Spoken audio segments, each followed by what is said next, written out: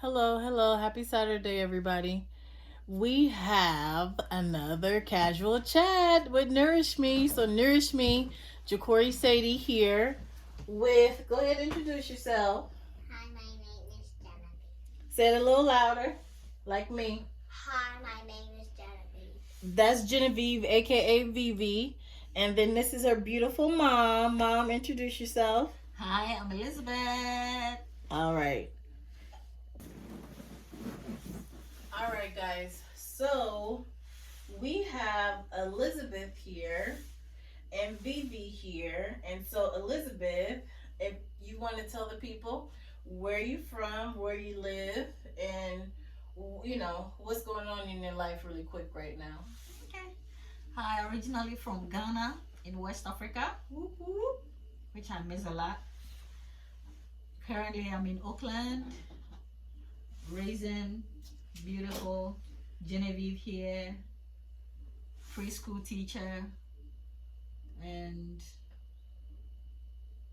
She's raising more than Genevieve.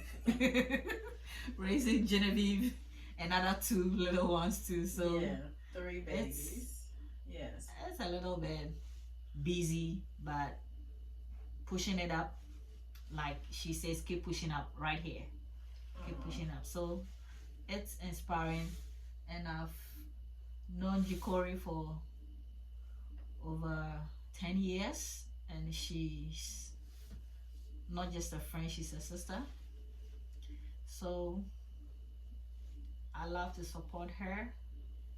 She encourages me. We feed off of each other's energy, and that's it about life. All right. Okay. Thank you. Thank you. So, what I want to start off with, because casual chat is about Nourish Me and what it means to you. That's how I usually start off.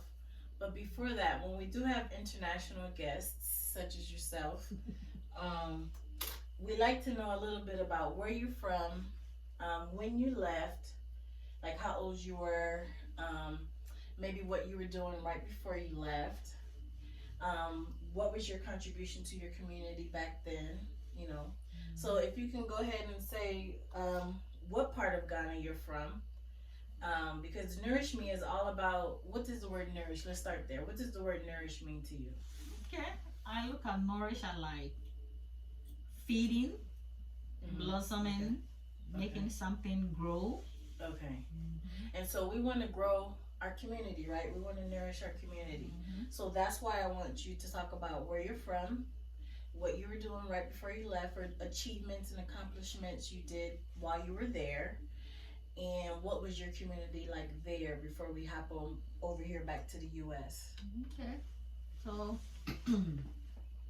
like I said earlier, originally from Ghana, born and raised in Sekendi Takoradi. All right. Completed University of Cape Coast. Okay. Have a bachelor's degree in sociology and geography. Back before I came down here, I was a vice principal in a high school. Oh, wow. And I really love my kids, and I miss them so much. Yeah, so most of them are also teachers now. Can you believe that? No. But that's rewarding. Yes, it is. Yes, so like back home, Our community. our community was really like involving. Everybody's child is another's child. It doesn't really mean like say I birthed you, so I'm the only person who have the responsibility over you. No, we had a communal living. You are able to like go out and tell your neighbor to take care of your kid, and you have a peace of mind. You don't have to worry.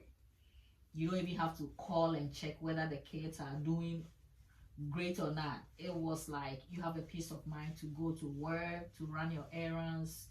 So it's more of like a communal living and like concern for each other. Okay.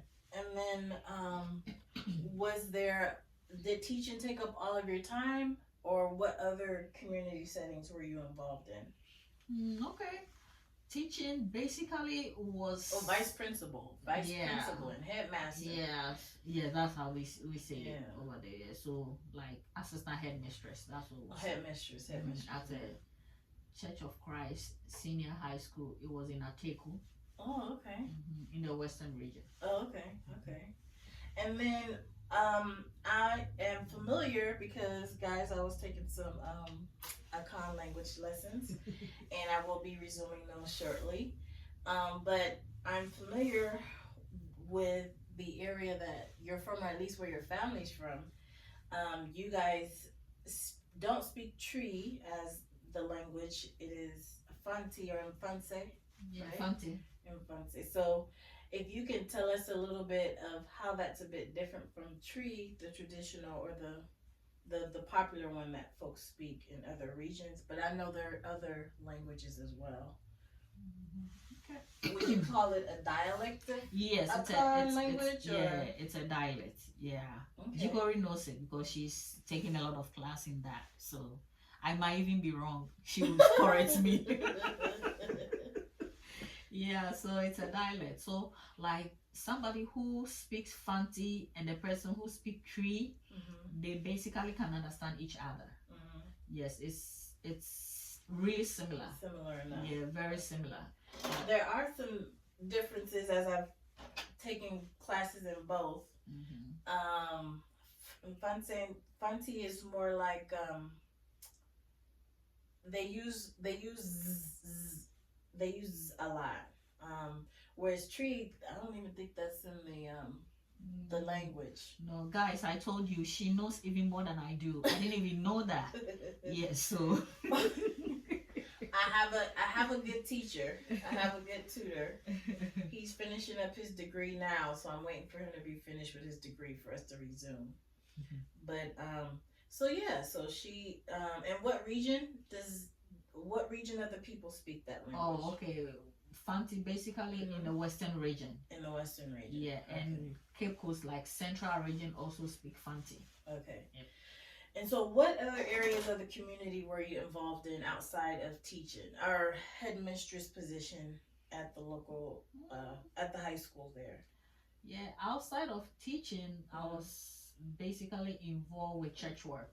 Okay, so you were a member of the church there? Yes, so church work, we go out to like spread the gospel of Christ to those who have not heard it, or those who have heard but not have the chance to actually like experience it or put it into practice. So we visit people, and also like we have an annual thing of like supporting the widows.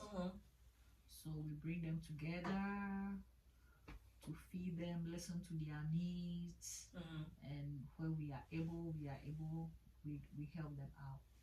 Really? Okay, that's cool. Give me 1 second because I left the oil in the other room. So you can pause it for a second.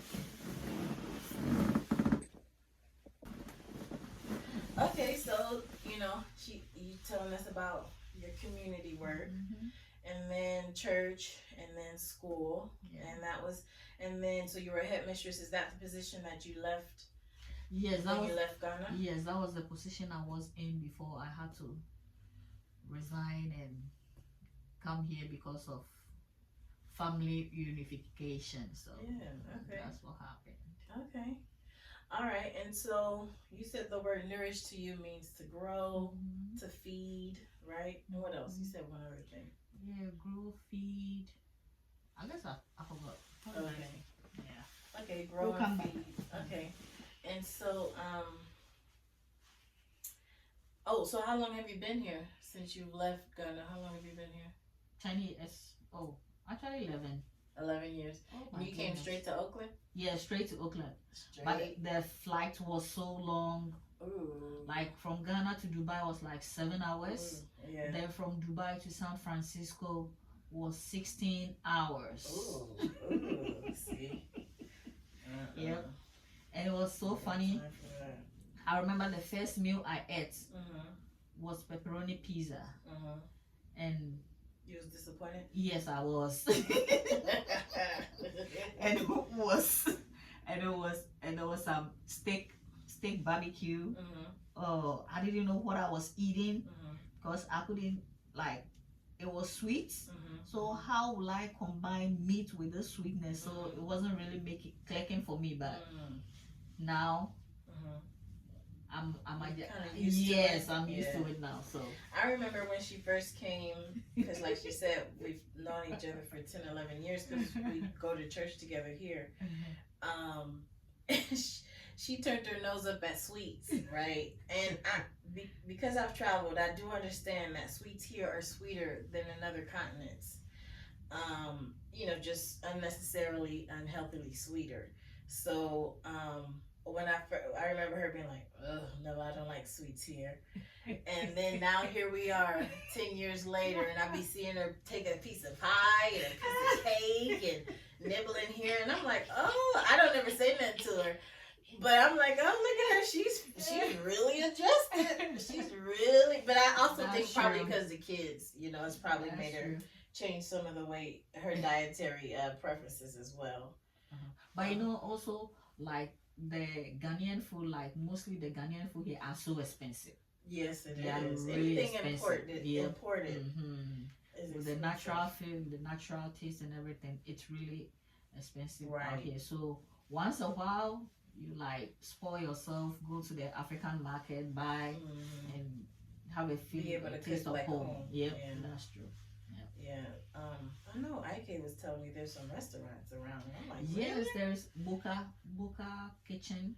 What, Ruth Buka. Yeah. Yeah, I didn't. Ruth I Buka. told her I thought that was an island restaurant. No, that's Because Nigeria. I remember when that restaurant went up. Yes. I was working with a special needs baby around the corner. Oh. Yeah, I thought all this time I thought they were Caribbean. Because I've been in there one time, but this was when they first opened. They didn't even have food. Yes, that's true. I also remember I went there one time. They were like really small. Yeah. Now it's big. Yeah.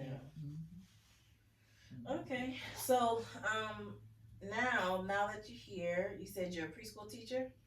Or Yes. do you work as a teacher or you do admin stuff? It's basically mostly it's admin stuff, but here and there I go into filling for teachers when they are out. So okay. yeah, Okay. but mostly it's admin work. Okay. And then what is your community like here?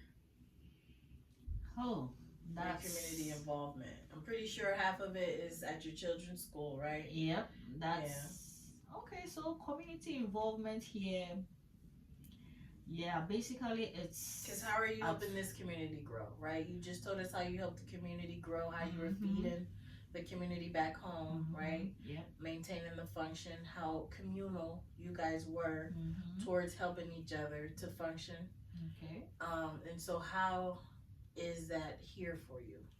Okay, so I'm sure it's different. It's really different. It's really different because like, and it's a casual chat, so say what you want. Yeah, so like it's really different. Like I said, from where I grew up, like it's more communal. Like so talk about here. Here you would have to ask, if I should use the word, ask permission to get involved. Yeah, because everybody have their role. So in like here you have to volunteer a couple of times in my kids school.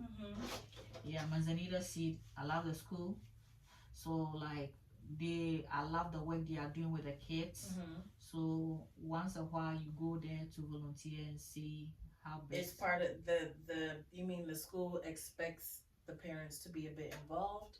Yes, I like how they involve the parents in the school, especially even like those of us who like dual language. That's what they classify as dual language, and I like that because like even though we speak only English, my kids are learning Spanish, and I love the way like where their level of understanding where the Spanish language is going. So like they That's have cool. Genevieve, which is what was the program you guys just had when you sang the song with Elsa? Winter what? Winter showcase. Yes, it was a winter showcase like in December, and it's so nice. The kids perform, cultural dance, anything the children would like to do. Genevieve was on the stage singing. And Really? even the icebreaker for it was like parents doing musical chairs. Okay. And I was called upon as one of the parents. So since parent, unfortunately I didn't win. I placed third. I really wanted to win, but I didn't win. So and after that they have food and pictures and interaction. So it's nice. And then what about so outside of the children's school, what are your other community involvements? Okay, so outside the children's school, the other community involvement is church. With church, we usually give out food to the community. Second, there's a food pantry. Like a food pantry. Yeah, there's a food pantry at the church. And so you're involved in helping prepare the bags and getting feeding the community. And how long have you been, many years would you say you've been involved with that since you've been here? Since I've been here, because it was there before I came. And then what other ways are you involved in the community? Okay, so aside from that, my job, we also deal with like doing great, Phoebe. It's basically like low income families that we serve. So we have resources and referrals that we are able to give to the parents when they need housing. We refer them when they need like to go to doctor's appointment. They need referrals and other things. Yes, we are able to. I know that feels good. Oh yes, it does, and it's like. Are the parents taking advantage of it? Yes, they are. That's good. They are. That's good. That's the whole point of this conversation, right? Yeah, because it's like, because it's a preschool, they are mostly interested also in the next step where the child goes after graduating preschool. Yeah. So that resources really helps. Yeah, because that's the critical age, right? Yeah, it is. Yeah. So, what other ways are you involved in the community? So, right now, with church, with work, kids' school, that is all. No, that's not. Did I forget another part? You did forget another part. Can you remind me?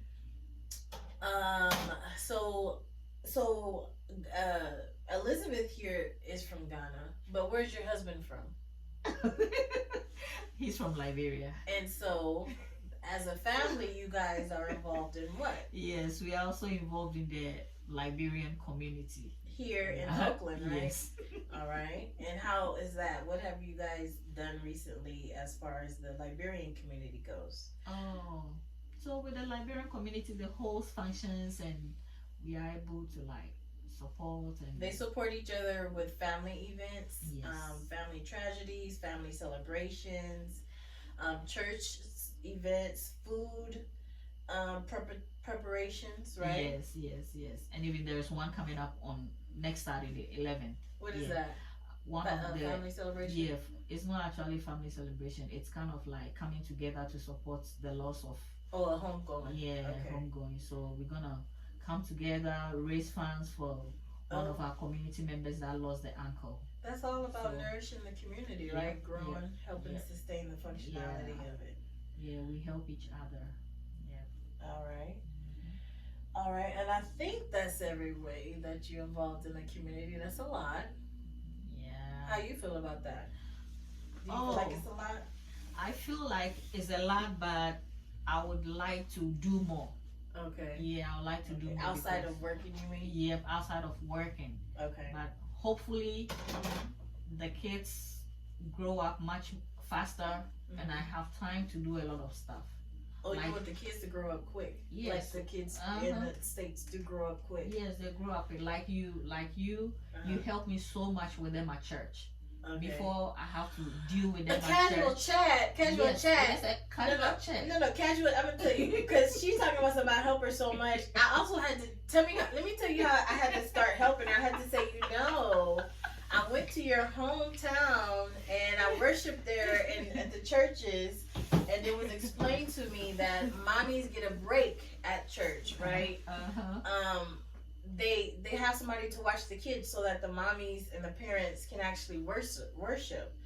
And And so that's what it was explained to me. Like, and I so when I came back here, I see Elizabeth, looking exasperated, and I finally said, Elizabeth, why you never told me, the practice of back home, because I would have been stepped in to help, and so that's what made her. That's what has me helping as I do now.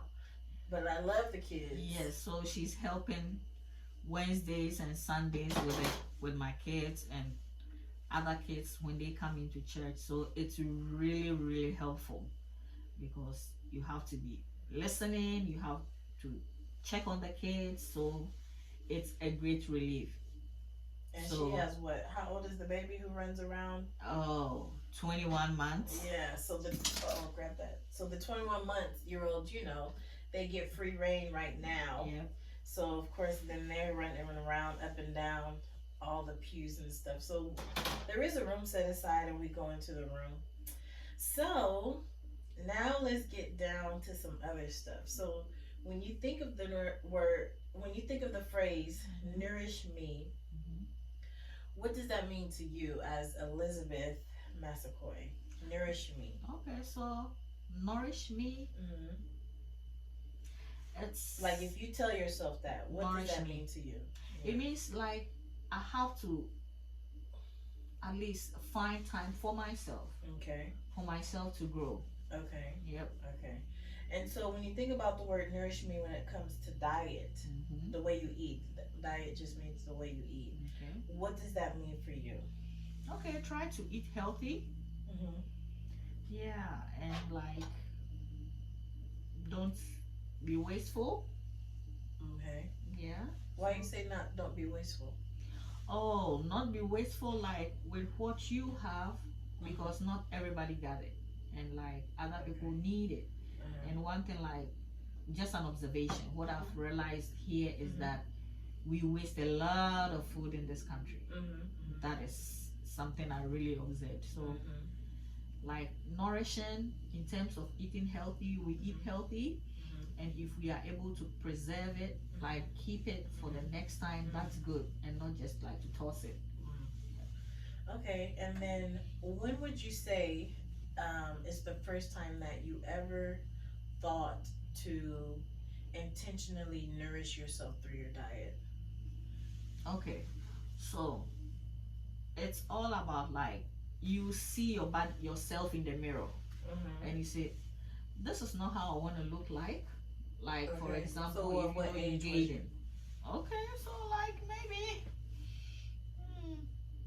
I think when I What was your age when you said you looked in yourself in the mirror and was like, actually maybe like just maybe 32.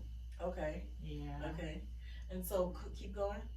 So like you look at yourself in the mirror and you say, do I want to keep doing what I'm doing, or like I need a little bit nourish me for myself, nourish me for myself, like take care of myself, healthy, eat good, like so you just have to. So what did you do?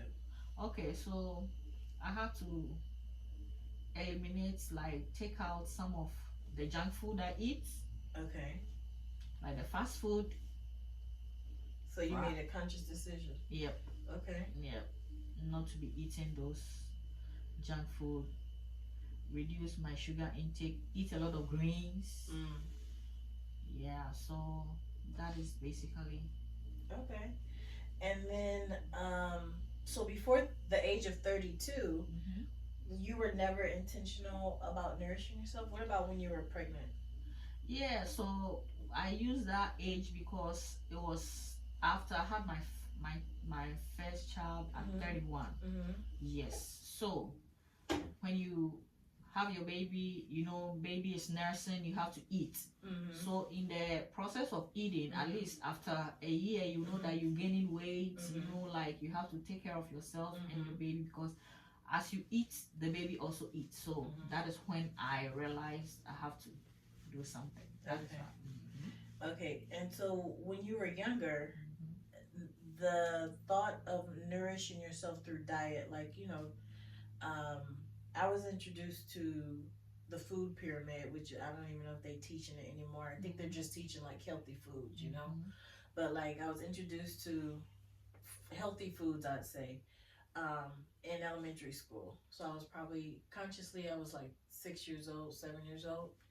What about you? Were you ever taught about the raw foods, or not the raw foods? I don't want to say raw. I want to say the foods that grew from the earth. Were you taught how those were more healthier than maybe a processed food or a canned food or a super fried food? Was any of that ever? Actually, like, were you ever introduced to any of that? yeah, like actually, like you taking me like back some. Right. Yeah, there is this subject we used to do in elementary school. It's like life skills Okay. and vocational Did you skills. go to boarding school?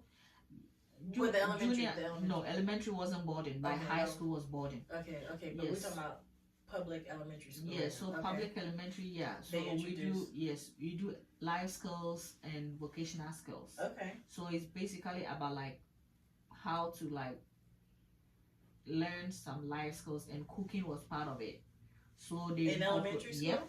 So Okay. they incorporated that in it. So we even have an opportunity like to cook. We will be in a groups of like 10. In elementary school? Yep. We will be like groups of 10. Then like we will all contribute a Wait, certain is the amount teacher? of money. That Yep. the teachers? Uh-huh. Teacher? Yeah. Okay, that's So different. That's yep. cool. We'll be That's like groups cool. of 10. Okay. We'll have like 7 groups. Then everybody will contribute something, and every group has a specific menu they have to cook. The babies. Yes. So it's something. You Yeah. hear this, huh? You hear this? These kids. You ain't they doing that. These kids, they You only learning wanna. the language, but that's about it. Yeah, they only wanna be on their tablet and watching YouTube. Right. Yeah. So y'all had to cook. Oh, so was this like a once a year thing, like an annual thing for each grade, or was this something y'all did like throughout Yeah. So the year? it's like throughout the year based on the class in which you are in. Oh. Yep. Okay. And it's like a whole. The term was like 3 months. So Okay. depending on your teachers like schedule for you Mhm. guys Mhm. the periods, then we'll have to contribute and do I think twice in that 3 months, and we do it. And also they even teach us how to sew with thread and needle in Okay. elementary school. So I remember our first needlework That is life activity. skills. Our first needlework activity was making a handkerchief. Okay. So our teachers will let us buy like a plain fabric. Really? Then we'll start from the scratch. You do the cutting for us. How but we old was you did- about? I remember I was like 8. Okay. Yeah, I was like 8. That's Life when they skills started. at 8 in Africa. Yeah. So. Okay, so with the foods, did you guys talk about the dishes, or was it more of to just be intentional towards just simple nourishing yourself, like teaching you how to? It was. Because what would you say the point of the? I mean, because you were a headmistress out there, anyways, Yeah. right? So what would you say the point of those classes were, as they were implemented? I think it was both like to like teaching us the healthy part of it, and also like teaching us for life. That's what I What would they be teaching y'all about life? Because we got kids. The reason I asked, right, is because we got kids here who all they know is food at the corner store. Okay. Right? They only know packaged food. They only know honey buns for breakfast with a soda. You know what I'm saying? We don't really have the luxury But they of may that. not know how to boil water. Exactly. You know? No. So So it's like, what do you think the point of the classes were? the point of the class was basically like teaching us to be independent, like self-sufficient. Yep. Being independent, because like That's to nourish yourself. because mommy got to go to the market early. You got to be in school by 7:30 or 8. So you wake up early, you take your bath, you have to go fix something for everybody to eat. So it's like we don't have like go to It's drive a through. communal thing. It's a No, community. yep. Everybody have to play their part. Yep. So like, Yep. even That's the it. young ones. Even the young ones. If you have to go fetch water, you go fetch water. If you have to fix the fire, make the fire. Like most families barely have even like the gas stove and electric stove. No, we use the coal pot, the charcoal, the firewood. You have to set it up early in the morning, especially when it's winter. You can't bath with the cold water. Right. You need to put a pot on the and. I tried, so guys. that, I did maybe twice in my life here at this house here, and that was it. I started boiling the water. And even the firewood, you have to go look for it. So like all these were like things that were being brought up like early. It was part of our lives, and it was like we are, if we are able to pass it on to our kids, that will be great. Yeah. But society have changed so much. We don't even have the lands. We don't even have the natural stuff anymore. I don't know how much is left for our future generation. Yep. Okay, and so basically you were taught to nourish yourself unconsciously, subconsciously. Yep. At an early age, 7, 8 years old, from West Africa. Yep. Okay, and so, but that was just part of life for you, so you didn't really know it as one individual nourishing thing, right? Like it was just part of life. Yeah, it was part of growing up. It's like okay. And so, what about when you got? What about your hair? Because okay, when I first met Elizabeth had hair down her back. It was flowing and moving. You know what I'm saying? She had a perm. But guys, the hair was naturally unbelievable. It was down her back and thick and luxurious. Yep. And so, yep. Coming from my travels there, the girls are shaved, and schoolgirls are shaved. Yep. And because I love hair, I do follow some topics about hair on social media. And it seems to be a sore subject between Black Americans, and Africans who come from culturally the academic space where they have to cut their hair, right? Yep. So, did you grow your hair out after school, or were you able to have hair during your academic years? Okay, so during our academic year, based on the like in general, I would say like 98% we all cut our hair. But me, were you made to? Yes, you have to. Made to. Why? Yep. Why? Okay, so number one.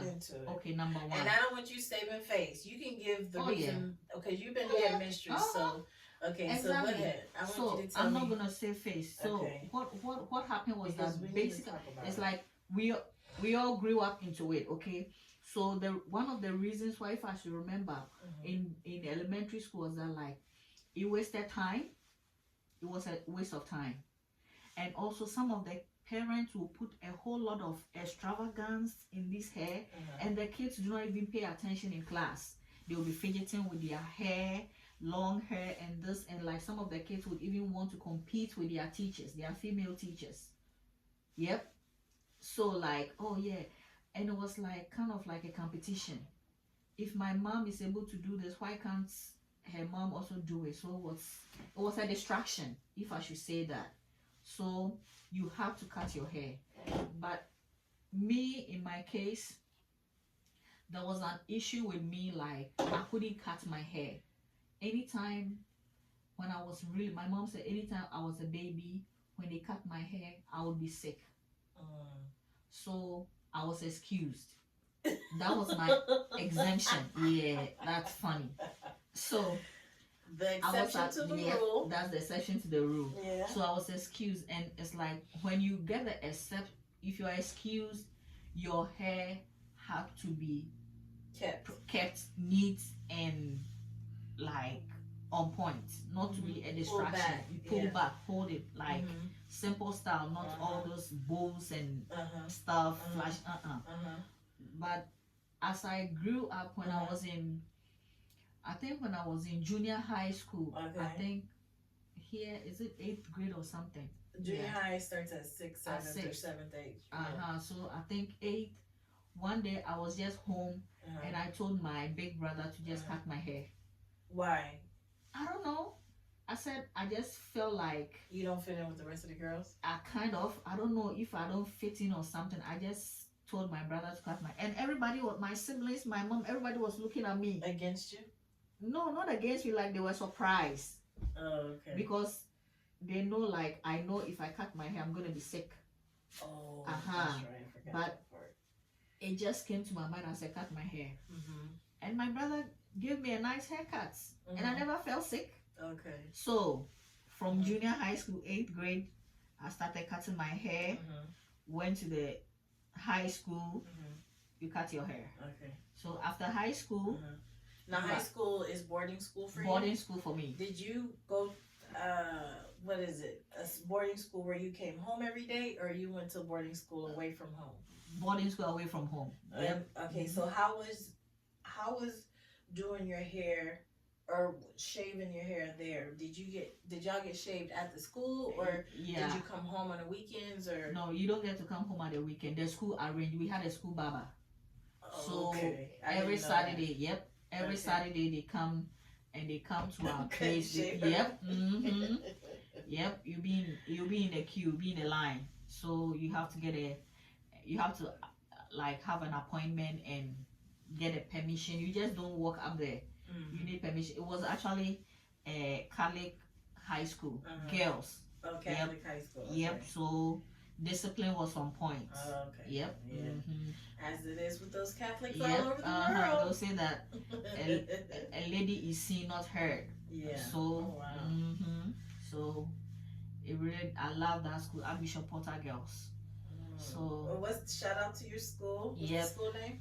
Archbishop Porter Girls. Oh, Archbishop Porter. Yep. Okay, okay. So it made me who I am today. It groomed me. So Okay. yep. All right. So back to what you were saying about the distraction, right? Mhm. Because I recently was in a conversation with somebody else Okay. who was commenting on a video where a black woman, Black American, I guess she live in South Africa, and they cut the girls' hair there too. And everybody says it because I've seen it before from the West African point of view or African point of view, period, Okay. that is for academic focus, Yep. right? Yep. But I have an opposing opinion on it, right? Okay. But I do feel like as a Black American, African American, the Africans who live in Africa, right? We claim our connection, right, to Okay. you guys, Mhm. right? Yep. We, the ones who do want to learn, who have an opinion about Africa, obviously are invested in some way, right? Okay. So as we consider your guys' culture, Mhm. right? Mhm. I think sometimes you guys forget to consider where we come from, Okay. the land we're on, Mhm. the natives, and a lot of us who have indigenous blood, where hair was very important and it was chopped, right? Okay. From our indigenous to this land Okay. ancestors, right? So we're a bit hypersensitive, right? Hair When it cutting. comes to the hair cutting thing, Okay. by practices that were naturally ours, Okay. right? As I said, stand up for a second. Stand up for a second. As I said, some of us who are invested in the African culture, Mhm. we do understand that obviously that's a beauty standard, right? Mhm. In Africa, to have short hair, that's common for a lot Yeah, of it's- different Yeah. tribes and nations. However, we also know that Africa was colonized, right? Yep. Just like it was here. They Exactly. colonized Mhm. the indigenous folks here. And so we can actually see some of the same practices that they implemented there in the boarding schools that they put the Native Americans in. Yeah, I'm not gonna kind of like argue about that. There is a point in what you are saying. So it might have been their the way like they treated people here to like how they will cut these kids hair without even like permission from their parents when the kids are in the boarding house and stuff. So They stole the kids. They Mhm. stole the kids. yeah, They so just took the kids from their parents. the lands, Yeah. and put them in boarding schools. Gave them different names. Uh-huh. Chopped their hair off, yeah, so and their hair is sacred. yeah. Right. Go ahead. Yeah, so like the way you said hair is sacred, that is why like my parents like figured out that anytime they cut my hair, I get sick. Remember I was telling you that Yeah. story? Yeah. So I can see a connection in there. Like hair is sacred. That is very true. Prior to colonization coming in. Yep. Yeah. So Thank you. yeah. So I understand where you're coming from. Yeah. So I wouldn't even be. I'm not gonna. I don't want to use the word argue or challenge that like perception. Like it was passed down to us from our colonial folks. Like oh. But you guys have made it your own. Exactly. Yeah, like, because I heard you say So in the name of academic focus, right? Yep. Because that's the whole point of his chatting too, right? Yeah. In the name of academic focus, my thing was that I noticed, right? Because I've been there a couple times, and I like to watch people. I noticed that in the name of academic focus, that the kids also wear uniforms, right? Yep. And that's also in the name of academic focus, right? Actually, from that side, I may say it might be economical.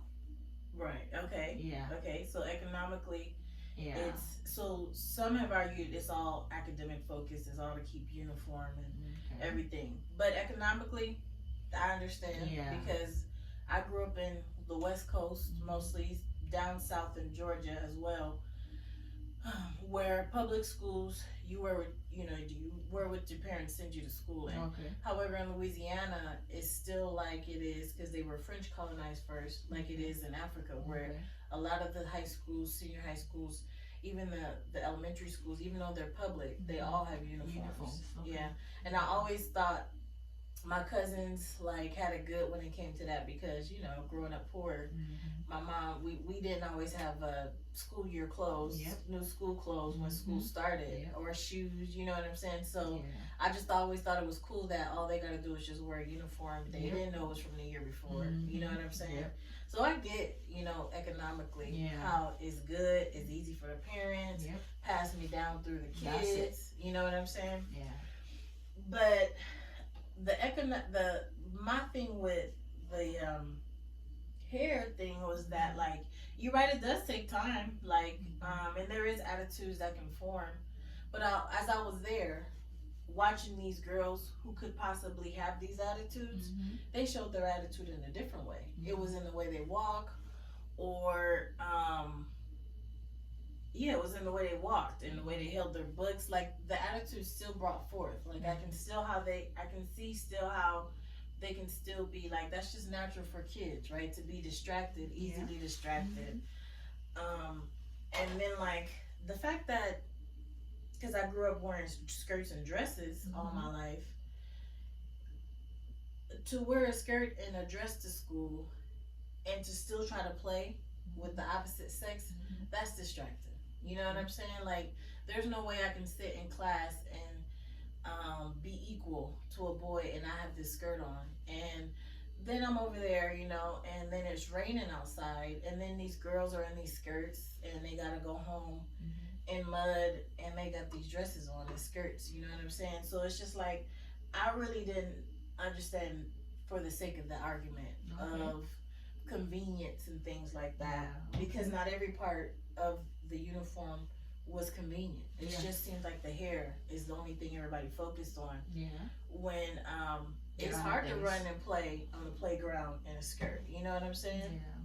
And they all had hoops. They all had earrings in it.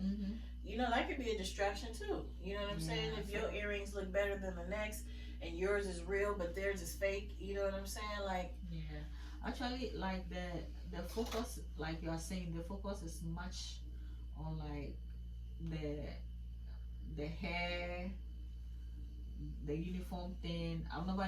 It hasn't even crossed my mind about like earrings and shoes and girl, stuff. I was looking at it all when I was there. The shoes thing, I noticed that because of my cousins in Louisiana, and they all wear uniforms. That is how they separated themselves when it came to, like you said, thinking you're better than somebody. Because maybe y'all all got the same uniform on, but who got the flyer, the new shoes on? The ones with money. And they did separate. There's always some way to separate something.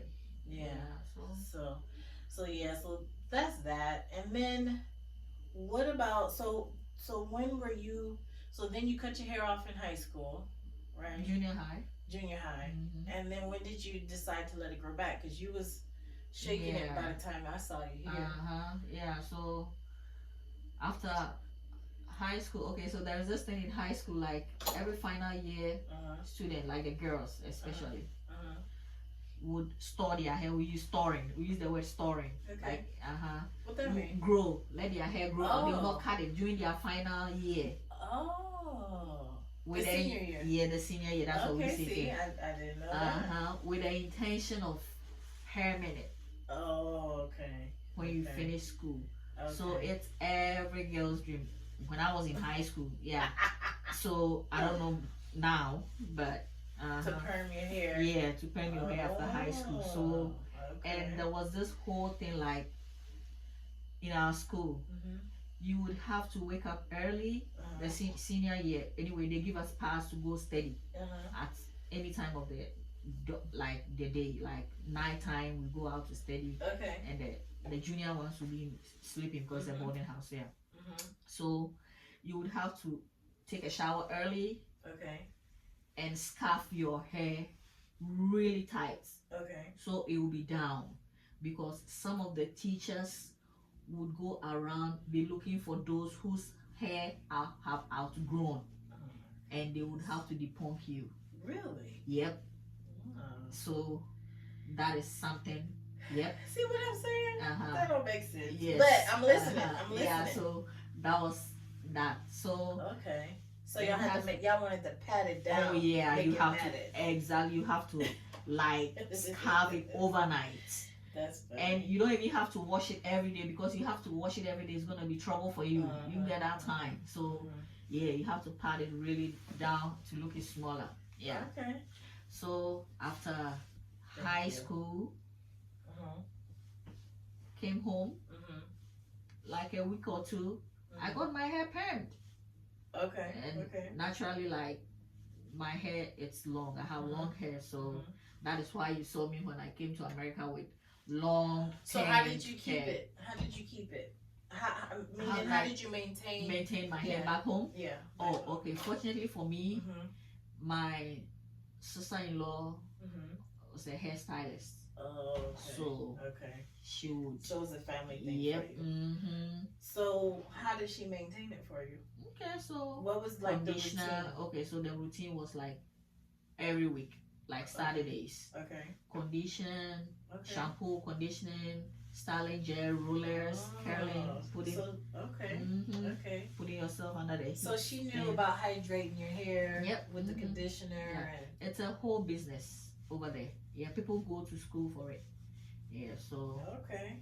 Yeah, so. Okay, so she like playing in here. Yep. Okay. So. Okay, so you knew about that, keeping hair. Okay. Yeah, it's a weekly thing.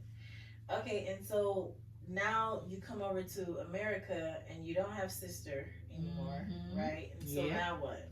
Now I'm on my own. And what was that like? Oh my goodness. I could stand in the mirror and just cry. Why? Because I had it at my disposal so much at home that it wasn't taught to you. Yep.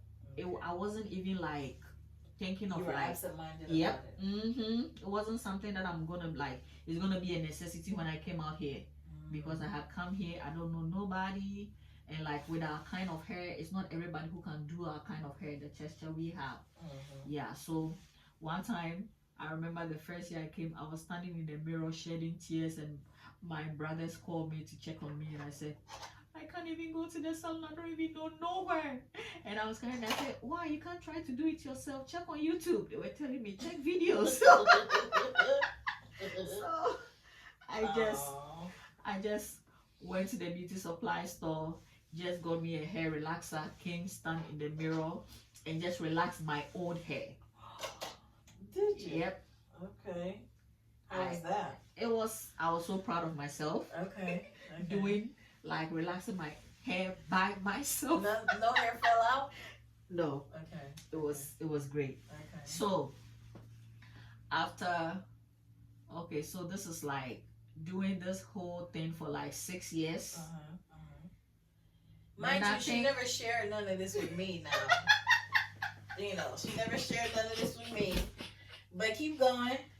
So doing keeping this hair pinned Maintaining the hair with a maintaining perm. this with a perm, Mhm. which now I know is not even a good maintenance for my kind of hair. So before COVID, like right around that time, Mhm. oh, I just see my hair falling. I said, what?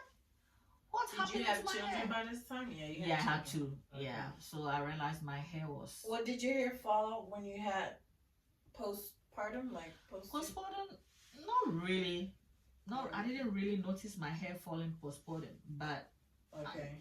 but like I wouldn't But then associate it. 2020, Mhm. 2021. Yeah, 2020, 2021, I realized, oh, wait, I had some braids on, like with extensions, and I took this thing off, and I couldn't even hold my hair in a ponytail. I started crying. I said, oh my goodness. And I got to go to work the next day. So I had to rush to the beauty supplies, get a wig, and like go to my neighbor. My neighbor had to braid my hair cornrow on the down so I can be able to wear my wig and go to work the next day. Oh my goodness. Then KJ, Jikori. So Jikori had invited me over to do my hair. Then we had decided we're gonna cut this whole fake permed off and regrow my hair. And that was a really good decision I made. So thank you, Jay. Yeah, so she gave me my first haircut. We cut the perm out. We cut the perm out. Yeah. And then I braided her hair down for her because she was wigging it out after the first wig she got. She was wigging it out ever since. Yep. And so that's what she's saying. I braided it down and then she was wigging it out. Now her hair's back down her back and everything like it was. And it's natural, no perm. How often do you wash your hair? What's your hair routine like now? Okay, so no perm. No perm. What's the rest of your hair routine like on a weekly basis? Okay, so on a weekly basis, if I don't have braids on my hair, I shampoo, condition, and like thanks to Butter Me, I mean Nourish Me, right? Yeah, Nourish Me. Thanks to Nourish Me, I have so much products. Which I even before Nourish Me came, there was Sadie's Nectar. Yeah. So Sadie's Nectar is the same product from Jay. My sister has been in this business for a while. Yep. So shea butter, essential oils is the key. So that's what I use. Okay. For my hair. So you wash your hair once a week? If I do not with no when you don't have braids, when your hair is loose. When my hair is loose, yes. Okay. Yes. Okay. Do you deep condition? Yes, I do. I do deep condition. Then I put this leave-in condition in. I deep condition. Then I put my cap on. Yep. For about 30 minutes. The shower cap. Okay. The shower cap on for like 30 minutes. Okay. Then I have to comb it out. Slowly pat it, comb it out, and before So you part sections? Is what you're saying? You part sections and then you comb each section out. Yep. Why do you do that? Because I don't want my hair to fall out. I want my hair to be like, I need to really take good care of my hair because I cherish my hair. Is it easier to comb through the sections than trying to just comb through it all? Oh yes, it's so easy. When you part into section, it makes it easy. And it helps your scalp too. You don't pull out new follicles coming up. So it's something I'm really particular about. Yeah. A lot of people don't section their hair before they comb it. That's not a good practice. No. But a lot of people don't know, right? Yeah. So, okay, so that's your routine. And then Miss Vivi here, Genevieve, as a mom, what is your hair routine for her? Okay. So, my hair routine for her is as similar as mine. But what I don't know how to do as a mom raising two girls is how to braid cornrow. So if she gets her cornrow on like she's doing now, she's gonna keep it on for like 3 weeks. Okay. So after the third week, I take it down. Mm-hmm. As when I'm taking the hair down, Mm-hmm. I comb every one that I take down. Okay. I don't take everything down before I comb. Okay. When I loosen it, you I kind comb of it. section it. Yes, too. I section it too. That's smart. Yep. It's smart and manageable. Yes. Yeah. Because she has a thick, long hair. Mm-hmm. So. Would you say her hair strands are sensitive to the comb? Yeah, kind of. Mm-hmm. And that's why you do. Yes, that's little why by I do little, that. right? Yes, that's why I do little by little. And but how big is the comb that you use? Is it like small like mine? No, hair is bigger. It's bigger. Good. I use that. I think it's a very big comb. Good. Yeah, Good. I have so many combs for her hair only because Okay. it's her hair is thicker and she say, "Ouch, ouch, it hurts." So okay. I do that and we go to the shower and we have a routine that I tell her. Yeah, tell us. I say 2 shampoo, 1 conditioner. She already knows it. Okay, So most of the time, I shampoo her hair twice. Wait, let's ask Vivi. Vivi, what Okay. does 2 shampoo, 1 conditioner mean? What do you think it means when mom says 2 shampoo, 1 conditioner on wash day? What does that mean? And speak loud. I think it means that she puts 2 soap in my hair and then she rinses off. Okay, and then that means 2 rinses then, right? No, I mean 1 rinse. 1 rinse, and then she puts some more soap in. 2 shampoo and 1 conditioner. Okay, and then what's conditioner? What happens when we condition? When mom conditions? I think it's dry my hair. It's drying your hair, and you do leave-in conditioner. No, I don't do leave-in. I wash it out. Oh, you rinse it out too. I rinse it out. Oh, Yeah. okay. So I do with her too. I put a lot of conditioner in her hair, deep condition. Mm-hmm. I put a scarf on. I let her. She likes to sit in the tub and just play with the water whilst the hair is conditioning. Uh-huh. So after 20 minutes, then I come back. The hair is already in session. I comb it gently. Oh, okay. And then I rinse it out and Okay. So who taught you about that, or was that, if you thought about it, part of your routine with? Would you say your sister-in-law? Yeah, my sister-in-law. Yeah. Okay. Yeah. Okay. So you had to like really think back to when you was getting your hair taken care of and pull from that. Yeah. The only difference was that Mm-hmm. it was a permed hair, and this is natural. Yeah. How does that feel to have to be doing natural hair? Because a lot of us who are Afro textured, right, with the hair, we have complaints about it being too thick, natural, you know, and that it's hard to maintain. And since your first experience was maintaining it with the permed hair, right, which is a bit straighter, how is it to be doing your baby's hair and it's natural? To be honest, like there's a great difference, like you said. The perm is straight, easy to comb, easy, but it's natural, and you can't like eat your cake and have it. You can't say you have natural. What you like about her being natural? Let's start there. I just love it because no chemicals. You know, all these chemicals in this hair with these relaxers, they end up causing health issues for us, especially people of color. Yeah. So so I always say that I'm keeping her natural.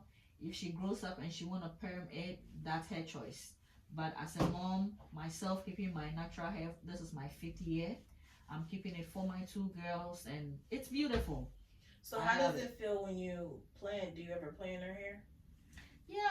How does the natural hair feel to you? It feels good because I know some people are pained, right, from past experiences. They're pained when they have to sit and actually do their natural occurring hair, right? Like they don't like it, you know, their relationship with their hair is not good. It's not healthy.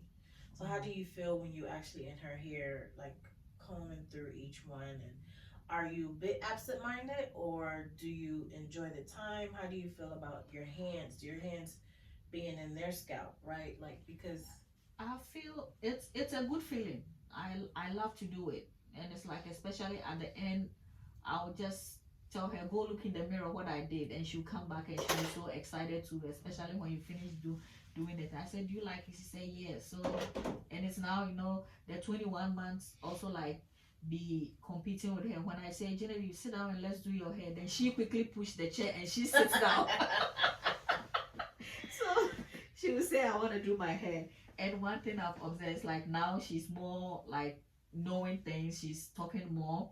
When I take down Genevieve's hair and she see how puffy it is, she said, nice, I like it. Aww. Yep. She loves the afro. She loves it. She always goes to touch it. How does that feel? How does that feel as a mommy? It's nice. I just like it's.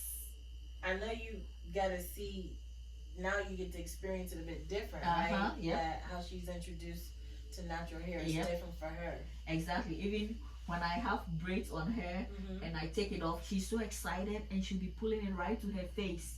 Like that. Who, Bibi? Yeah, no, Sharon. She'll be pulling it down to her face. She said, nice. Oh, when you take her braids down. And she pulls her own hair. She said, nice. My hair, nice. Okay. Yeah, she loves it. She loves it. And then, what do you think about when you're in Vivi's hair, when you're in Sharon's hair?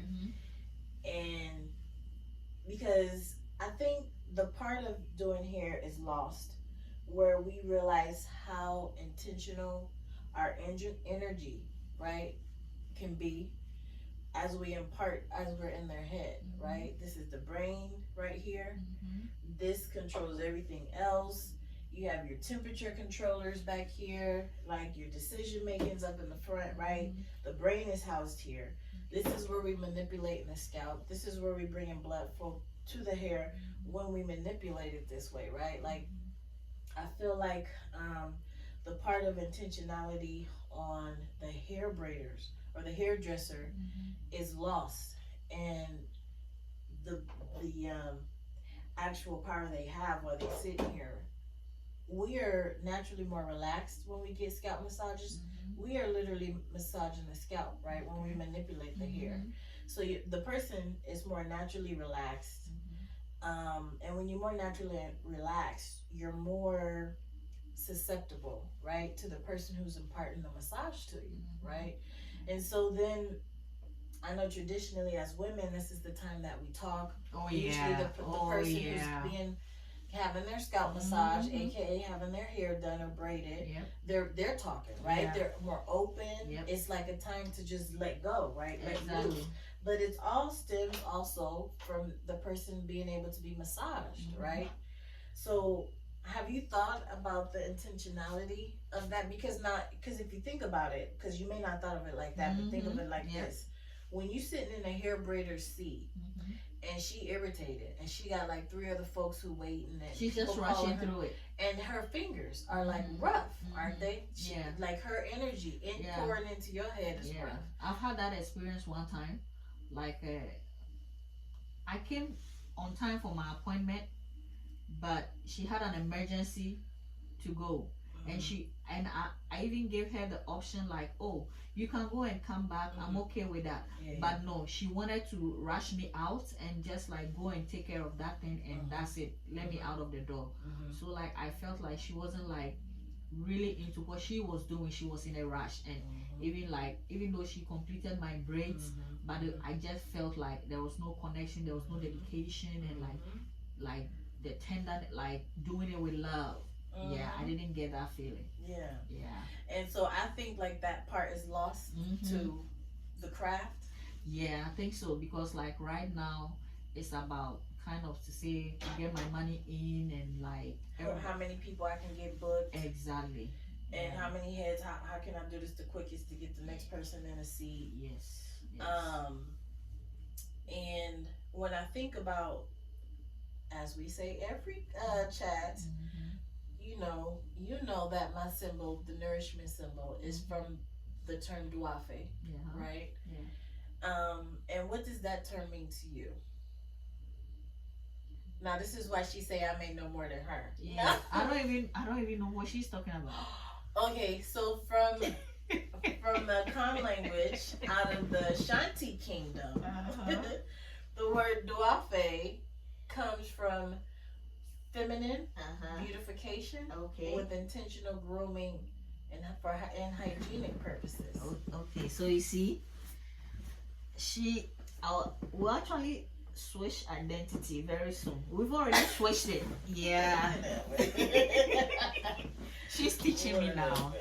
Thank you. Whatever. I think you tested me, to be Oh honest. no, for real. Really? Oh, for real. You know, I'm not that much into like Ashanti. Right, because she's not a Shanti. I'm a Fanti. Yeah. So yeah, you're teaching me something. Thank you. Okay. So the reason I mention that every conversation, because the logo is there, because I get it from there. Because what that made me realize was, of course, I source my products from West Africa.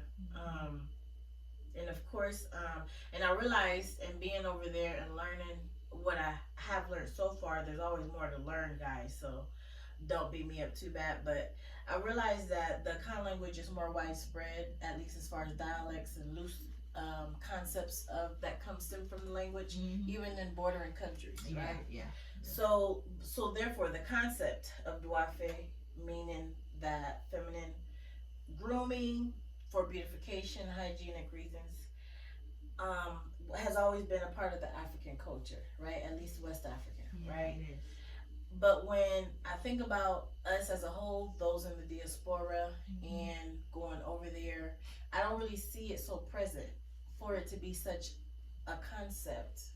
Yeah. So distinct concept. yeah, like what you were saying, we growing up like in our culture now, like culture is dynamic, society is dynamic. So like growing up, there was this thing we call the puberty right. Okay. What's that? Okay, so this is for young girls. Okay, young how old? Old as in 13, when you have your first period. Okay.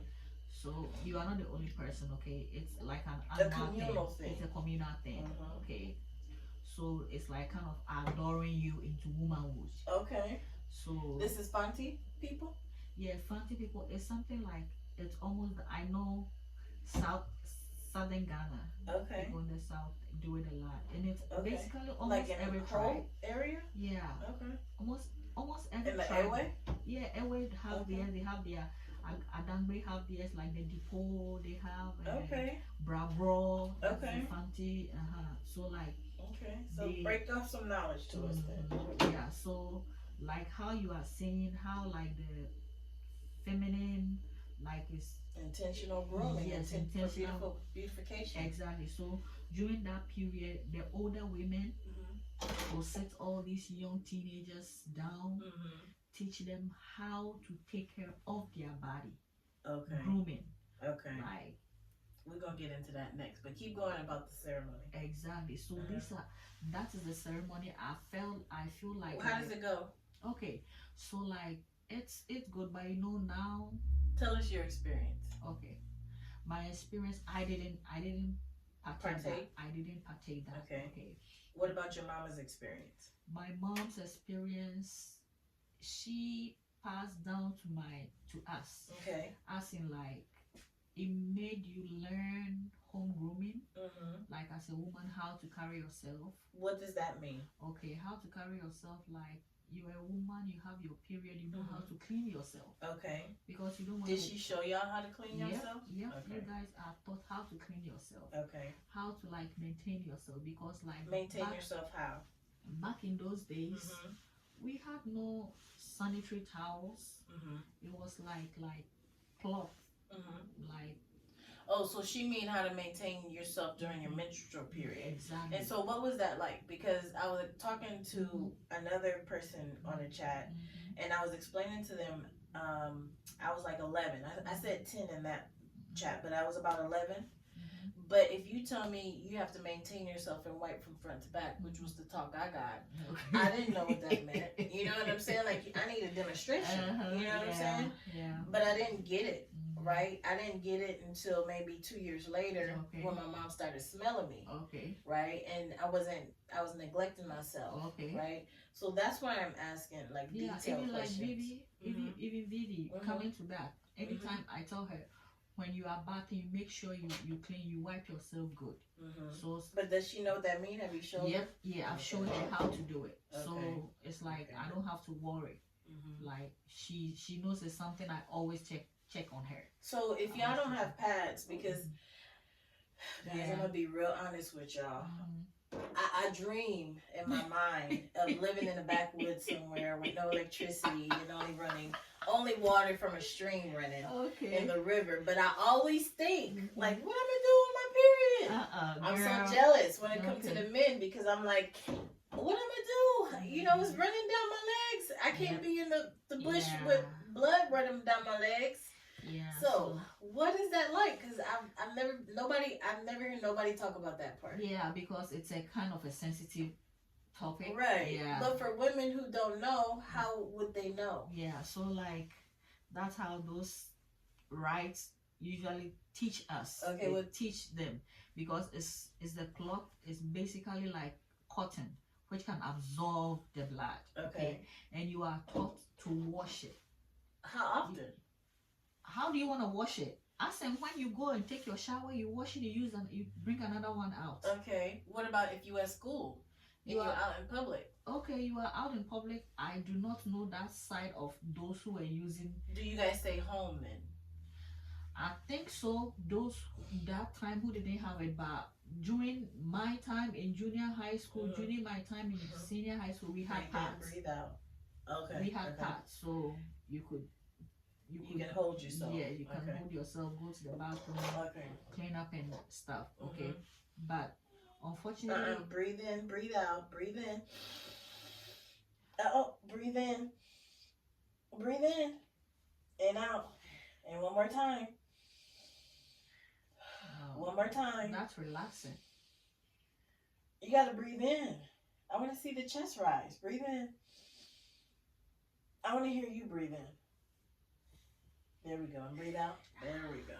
All right. Yeah. So like, keep doing that now. I do not know how those. It'll help you right now. How those young ladies maintain it before. Because I mean, it still got to be going on, right? When I explored around Ghana, right, and other countries, there ain't no pad in sight. You know, for miles and miles, maybe next town. So I know it's still a practice somewhere. Yeah, it is. So, and it's like, it's so sad when like girls do not have the means to like, the basic means to like even help themselves out during their menstrual period. But like now we have like, I remember when we were in high school, some organizations used to come and just donate pads to us. So I think we were a bit fortunate on that. Okay. But what of those? So maybe the girls didn't come outside during those times. Yeah, they just had to stay confined to washing all day. I think so. I guess, and I think so. Yeah. So what about the girls? Because you was a headmistress, right? Yeah. What was your experience with the girls then? How did y'all know who was lacking with stuff like that? Okay, so like I said, like I said, that whole communal living, it's something like you are brought up with.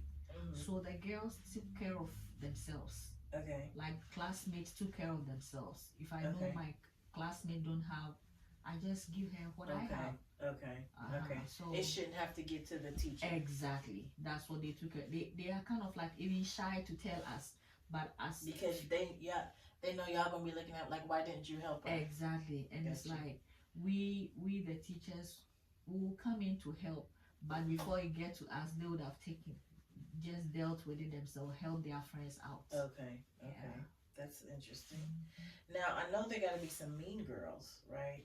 Yeah. And so maybe what would you think the situation would be if maybe there were mean girls? Like maybe they may talk about them first and laugh at them, but then they may give them a pad or something. How you think that would actually play out? I don't really. I can't imagine that situation. Okay. Because irrespective of whether you are a girl or a mean girl, you'll go through that. Right. So why not just be nice on that level, even if we are not friends? Okay. And that is it's a personal something, so why not we all go through it? Okay. So let's be Okay. on the same page. I think so. Okay. Yep. Okay. And then, so you said you didn't go through that annual ceremonial rite of passage. Why Yeah. not? Okay, so I don't know. Is it the fact that your people don't do it? No, my people used to do it because I grew up in the town, like in the city. Okay. But they usually do it in your hometown, like the villages, okay, an Okay. annual ceremony or something. Okay. And I don't know why my mother didn't take me, Gotcha. but it's like kind of like it's outmoded. It's gradually faded away. Okay. There was less interest in the girls doing it, and it wasn't like something that you have to be enforced. It wasn't enforced that you had to do it. Okay. As time went by, I don't know if with civilization, if I should put civilization in quotation marks. Yeah, I don't know how it fell through the cracks, because even with that puberty right, one of the subjects that I teach, like in social studies back home, it's kind of like it says that it's one of the outmoded cultural practices. That is a textbook. It's in the textbook. It's one of the titles. So the very concept of duafe is kind of it's now out. Yeah, they are just telling us it's one of the outmoded cultural practices, because it's like some of the girls will be shy to come out for everybody to know that, oh, they are now menstruating, they are now women and all that. But it is what it is. It happened. It had happened. So what are we to do to uphold these cultures, the ones that helped us to be who we are today? So it's a bigger topic. It's a bigger subject. Why do you say it's a bigger subject? It's a bigger subject because right now, how many people are going to be interested in puberty rights? How many people are going to be interested in tribal marks? Tribal or valuing their tribe, valuing their culture, and their simple gender. Exactly. How many people here don't value the gender they were born into? Yeah. So, for example, we have something like the puberty. I mean, not puberty, like tribal marks. Okay, like where you are born, like the kids, they will have to make some marks. On their, I don't know, I think when you went to Ghana, you saw some people into their skin. I've seen them. They are permanent scars. Here too. Like permanent scars on their faces. Yeah. So they'll know where they are coming from. So those things are outmoded. It's part of the outmoded cultural practices. Okay, so like if I say it's a bigger subject, how are we going to show our identity when we go out? Okay. Where's yours at? I don't have one. Why you don't have one? My mom didn't give me one. Okay, so it started fading out some generations ago. Yeah. None of my siblings have. Even your older brother? No, How old is your older brother? He's 50 something. He doesn't have it. Okay. Did your mom? I can't remember. I think my mom has a little one here on her cheek. My dad had one on his cheek too. Okay, so they had theirs. Yeah. But how old are your parents? I know daddy's passed away, but how old would he be? He would have been 78. Okay. 78. Okay, so but your brother, how old is your oldest brother? My brother is 50. So 50 something. years ago they stopped the practice. I wouldn't say they stopped that practice, because like people who are even younger than me, you will see it. It was a cultural thing. Like sometimes, for example, when a woman give birth, and mostly the kids die, they don't stay. We call it Bejina. Like some of it's like it's a whole cultural thing. Okay, so in order for the child not to pass away, not to die an infant not to die, they will have to mutilate the child so that it doesn't go and come back. Okay. So some of the kids, even like some of grown folks, like market away from market death, exactly. Okay. That's the right. You see, I say you even know more than me, girl. Yeah. So yes, so people even will be 50 years old. You will see them; they will still have it. Okay. Yeah. Okay. It depends. It was like an individual basis. So. Okay. Okay. So then, how do you identify with your culture then? If you've missed some of the cultural things, how do you identify with your culture? So, like me, how I identify with my culture is that I know my roots. That's number one.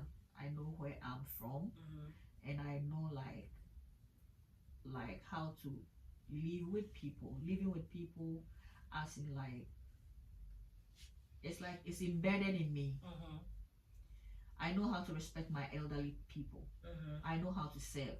These are things that I will be able. I will The say mannerisms and yes, the behavior of exactly. the culture. That's how You I would identify. identify myself. Okay. Yep. I will say to your point earlier, because I don't want to be cutting you off too much. So No, that's okay. when you were saying about the regimen for the braids, that when you said when it's up in braids, you know, you don't touch it till it comes down right in 3 weeks. Yeah. That is why though I heavily douse the hair with water. Like that's why I heavily douse it, Okay. hydrate it, Okay. because I know it will be this way for a while, and I want it to have as much water content as it can, because now it's gonna go without water. Yeah, For a and even while. yes, and even within that 3 days, every morning when she's going to school, I'll brush it and put oil on it. Okay. Yeah. Okay. So that's all part of it. Yeah. Yep. That's good. I do notice. I can tell when you've put oil in it. And you know the hair does Yeah, it's better. happy. It's happy. It's full. It's not hungry. It's not thirsty. Right. Yeah, that's Looking it. dry and dusty. Yeah. Yeah. That's a good one. Because every time I see it, I'm like, oh, I feel so bad for the hair. I feel so bad for the hair when I see hair that's been neglected. Yeah. I don't think about plants the same way, but hey. but the hair I do. So back to the self-care grooming, right? Because that's where we went into. So you said mom just sat y'all down, or was it a thing where it was introduced out of neglect, right? Like for me, it was introduced out of neglect. Okay. It wasn't until I faltered in something that was never taught, and then it was taught. No, you'll be taught. You know, it's like I don't even know how. Like the first time I had my menses, I was in school. Okay. And I remember you was at school? Yeah, I was at school. Okay. And I remember boarding school? No, it was a junior high, so I had to come home. Okay. Then it's like I had to. The first person I told was my mom. Okay. And my mom told my dad. And all. Wait, why did your dad need to know? I don't know. Because it was an actual cultural ritual thing. I guess so. Okay. Yeah, so they'll know that, oh, my child is graduating from childhood to even though they adulthood. didn't practice it with you, they still okay, got it. Yeah, so kind of that's what I would think. Yeah, so then my mom goes, we had pads, so then my mom goes buy all this stuff for me, new underwears and pads and stuff to just show me how, and say you need to be bathing twice a day, okay? Yeah, so you can't skip it.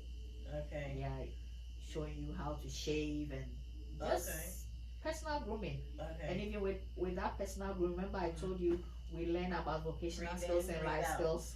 Breathe in, breathe out. Yeah, vocational skills and life skills. Breathe out. Yep, it's part of it. You are taught personal grooming. At school? Yep, we teach it's a whole subject. Personal grooming. Okay. Yep. Okay. Keeping your in elementary or junior high? Junior high. Keeping your fingernails short, your armpit cleaning, because like there's something. It's so hard when you have a body odor. Somebody to tell you.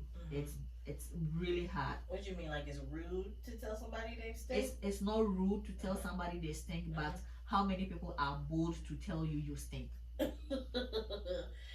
We grew up in two different continents. Okay. No, but I'm listening to you. I understand what you say. So like, because y'all are community. Yeah. So. And you don't want to really hurt the person's feelings. Exactly. So in this like modernized world, if I should say, you just buy a deodorant for that person. Okay. In a nice way. Okay. Yeah. So it's. So, I was sharing with somebody else. For me, like on the way out the door, my mom would like raise our arms up, you know, and smell us. And be like, okay, you know, you smell good. But whoever stank, they had to stay behind, and then they had to go wash up their underarms, Okay, you know what I'm that's saying, good. before they leave. Yeah. And then even one of my other casual chats, he was saying like he was just faking his baths altogether. You know what Yes, I'm that's saying? why I always check Elijah when he Okay, before is he he's faking going. them? No, I No. make sure he bath because I'm there. Okay. Brush your teeth, and I know you have to brush your teeth. You have to shower. Oh, so you check all the. Oh yeah, I have to Okay. check you, Okay. and I'll touch your sponge because I've been a kid before. Yeah, I'll touch the sponge and see, you know, when exactly. Then I know you didn't use a sponge. Oh yeah, because I've done that before. Because in the cold you don't have hot water, and they tell you to go back, girl. Oh. You just dump the water on you and just sprinkle a little bit of water on the sponge, but they'll catch you. So you have to soak the whole sponge in the water. You had a whole. So that's funny. You had it down to a science. Huh? Exactly. You sound like me not wanting to take it back. Yeah. That's funny. Mm-hmm. So he can't get away. You can't get away with that. Okay. And then what about with Vivi? What have you taught her about bathing and Oh grooming? yeah, I got 3 more on this side, and then we do on the other side, okay? I'll let you even see it once I do these 3. Even with bathing, even what I do is that anytime I'm the first person to wake up, I'm brushing my teeth. I already put their toothbrushes there with paste on it. Okay. So there is no way you wake up to go to the bathroom, you're gonna forget to brush your teeth. Okay. Because it's already prepared for you. So you already know if they touched it or not. Exactly. That's funny. Yeah. Okay, that's cool. I haven't heard of that one yet. I do Okay. it. So they will know that, oh, like you wake up in the morning, go use the bathroom, Mm-hmm. then you washing your hand and you Mhm. see your toothbrush right on the sink. Right. No You gotta excuse. take it. No excuse. Yeah. Okay. And with her with bathing, especially sometimes she will forget to wash her face. Okay. So when I mix her water for her to bathe, I said, remember you have a face. Yeah. Then she'll say yes. Okay. So, yeah. So, Okay. Do you have to check in on the baths to make sure they? yeah, I have to check on. Do you run his bath water still? No, he does it. Okay, and so so do you check him when he got out to see if he actually got in the Yeah, water? because even as of now, I'll check him. I say, hey, you bath and there's no water in your face because you will see like crusty stuff on your face, in your eye. Yeah. I said it means water did not touch your face. I'll check his neck. I said, boy, you just came out of the shower and there is no water around your neck. It means you didn't bath your hair. Go back again. And he will be mad. But you have to. Yep. Okay. I just want him That to be in takes the a lot habit. of time. Yep. I just want him to be in the habit of doing it. Right. Grooming Yep. himself, right? Exactly. Yeah. Because nobody's gonna tell you if you don't get it. Yeah. So that takes a lot of time. Parents sometimes say, "Oh, that's too much," right? And you already shared with us how much you are involved in the community and that you work, and then you have a 21-month-old to an 8-year-old, Yeah. right? And so, how is it for you? Does it feel turn to the light? Does it feel like a task to have to do all those things I don't for you, really- or I do don't- you like doing it? Yeah, I don't really feel it as a task. I see it as a responsibility. Okay. Yeah, I Okay. see it more of a responsibility because you got to take good care of your kids so they will look presentable outside. Turn Mommy again, turn Mommy again. cannot be looking good while kids are not looking good. It doesn't even speak well of you from the Okay. culture I grew up from. Okay. Yeah, so Okay. it's not really of a Perfect. tax or a bother. Mhm. I Okay. just, and you know how now these kids are at school. Mhm. I don't want them to be a source of target like to bullying. Okay. Or you smell, you don't bath good, you don't look Mhm. good. No, I don't want that to be. That's why I was saying Yep. we come from 2 different Mhm. places. Yeah. Because Yeah. they be like that in a heartbeat. And nobody will want to play with you, and they Right. will not tell you you stinking or something. Right. So Right. They won't tell you. yeah, so That I would say that's the new generations. I Because guess so. I was talking to an older lady, Mhm. and she was saying, grooming was taught in the house. I said, so what happened if it faltered? She said, oh, it didn't get far because once you stepped outside, you would hear it Mhm. from everybody, Yeah. and they would tell you like, "Oh, you stink." And I understand what she's saying Mhm. because I kind of grew up in that same era in the South. Okay. Yeah, where it was still like a very common thing to be like, oh, you musty, you need some deodorant, or you know what I'm saying? If you don't even have deodorant, they will give you lemon I've or heard of that. ash. You know, from the coal pots, like the charcoal, the firewood, the ashes. It's a good thing. You just mix a little bit with water, put it under your armpits, and for like 5 minutes, and you go take your bath. Now that's a new one. I've heard of the lemon, but never the charcoal under the arm. I know it's good for the teeth and the charcoal belly. is good for the teeth, and but this is the ashes, like the ash. Oh, the ash. The ash. Okay. Yeah. No. Okay. Very good for the armpit too. Okay. So did you grow up with deodorant, or did you do these methods? Okay. Because I was asking somebody else from West Africa, and they said they didn't wear deodorant. Their mama sent it from here, but they didn't know how to use it, so they didn't use it. And I was like, "Well, did y'all ever smell?" And she was like, "No." She said, "Unless we all just smelled the same, so we never realized it." And I said, "I think maybe the food, though, you know, is different. You know, it will be a part of it. Like me, I know up until junior high, I didn't use deodorant. Okay. No. Okay. No, I didn't even use it through junior high. Okay. I was using deodorant. My first deodorant was in the high school because I was going to the boarding school. But was you using anything then?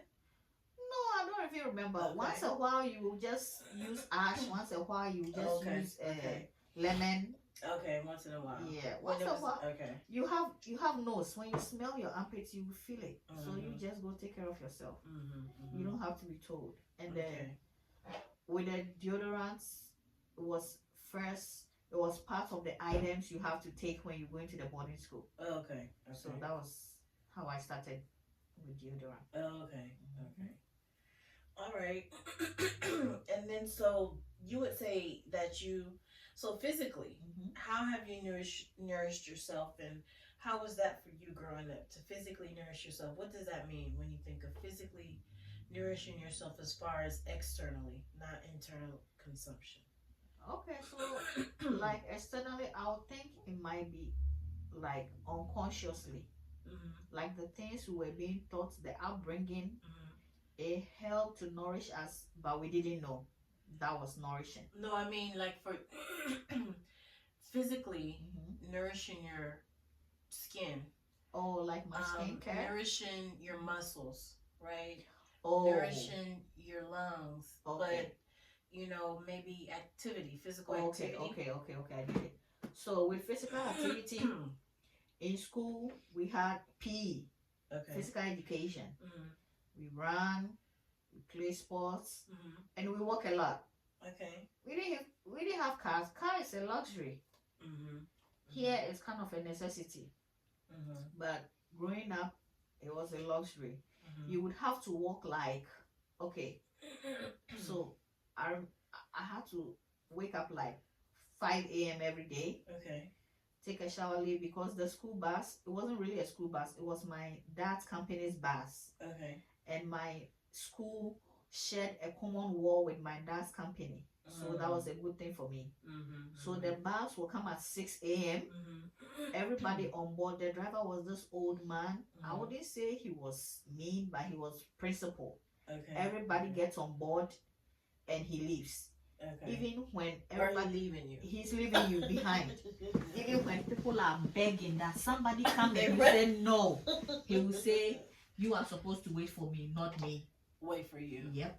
All right. So go ahead, check your. Go to the mirror and check your hair out real quick. And say your good stuff to yourself.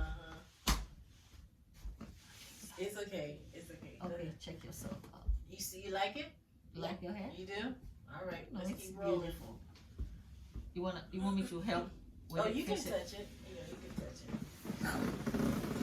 There's the one with the circle in the line down the middle. This like one? the last one on this the one? end. The last one. This one? Yeah, the last one. Okay. Yeah, perfect. Yeah. So it's like walking.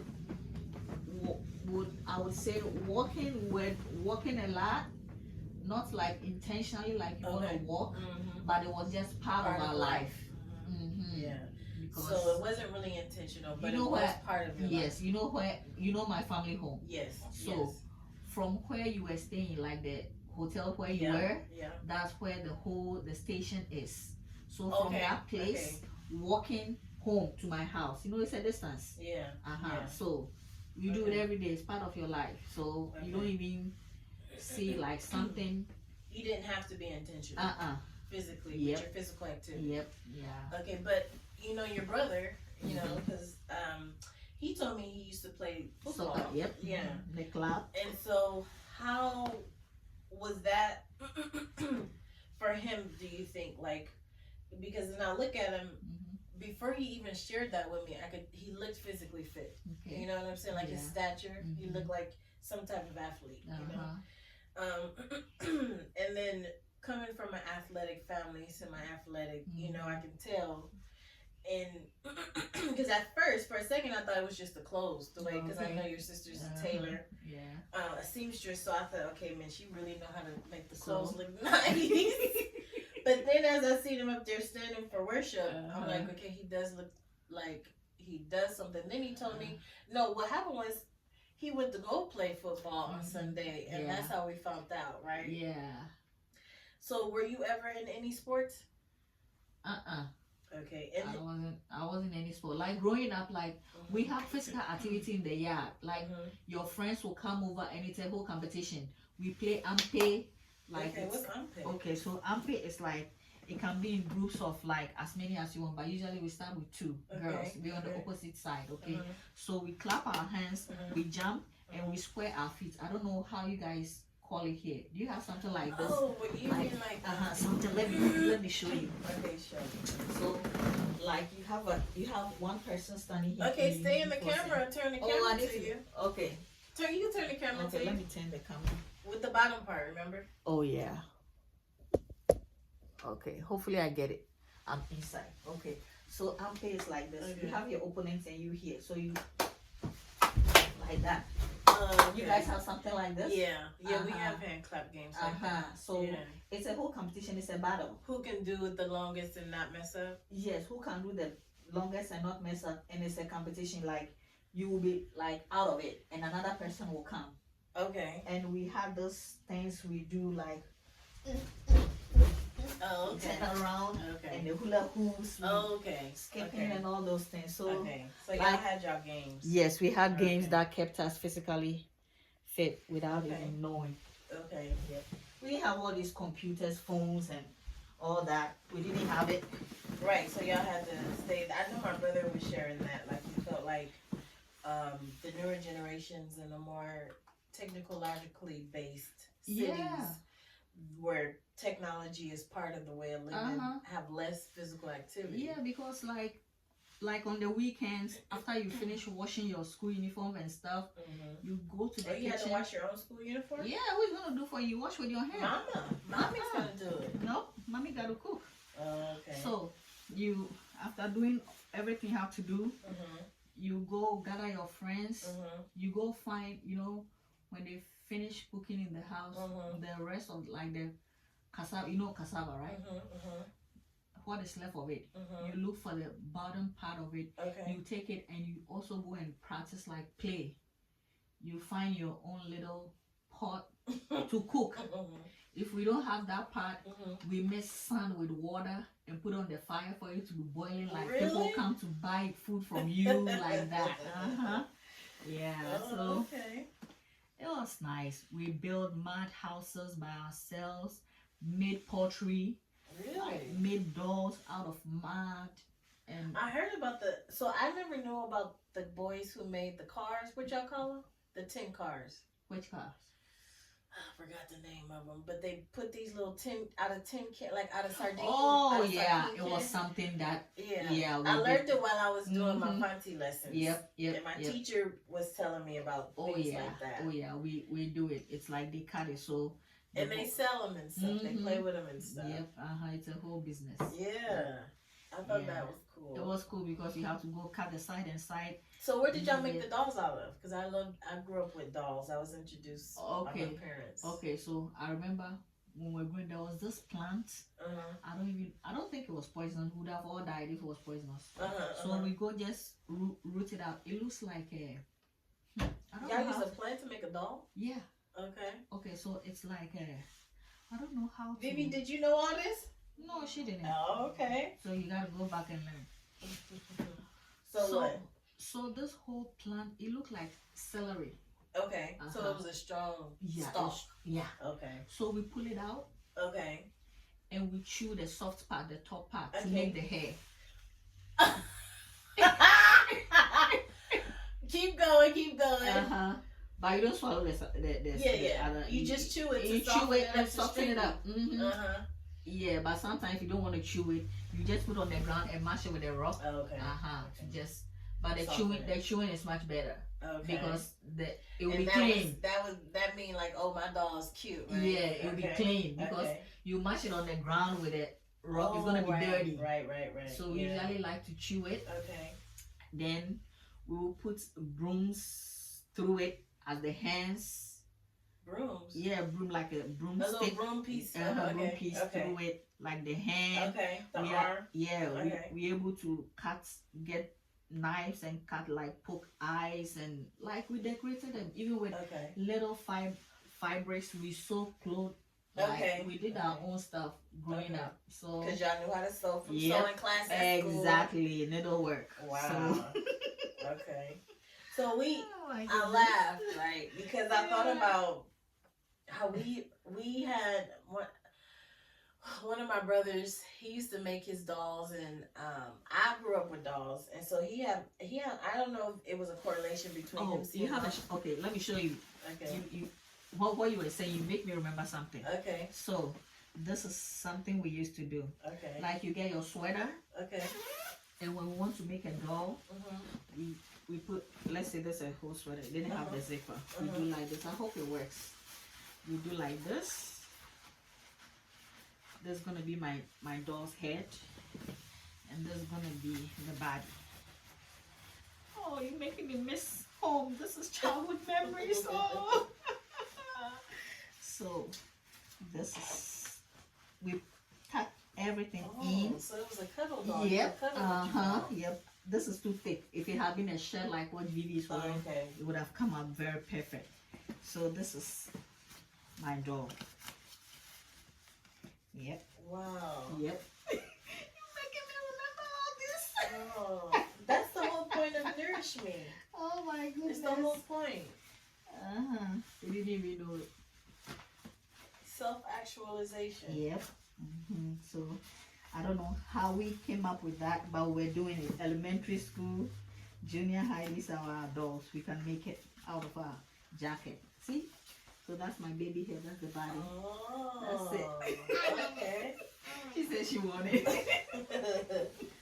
Okay. Yep. I wish I would have known that. I know. My brother made one out of string.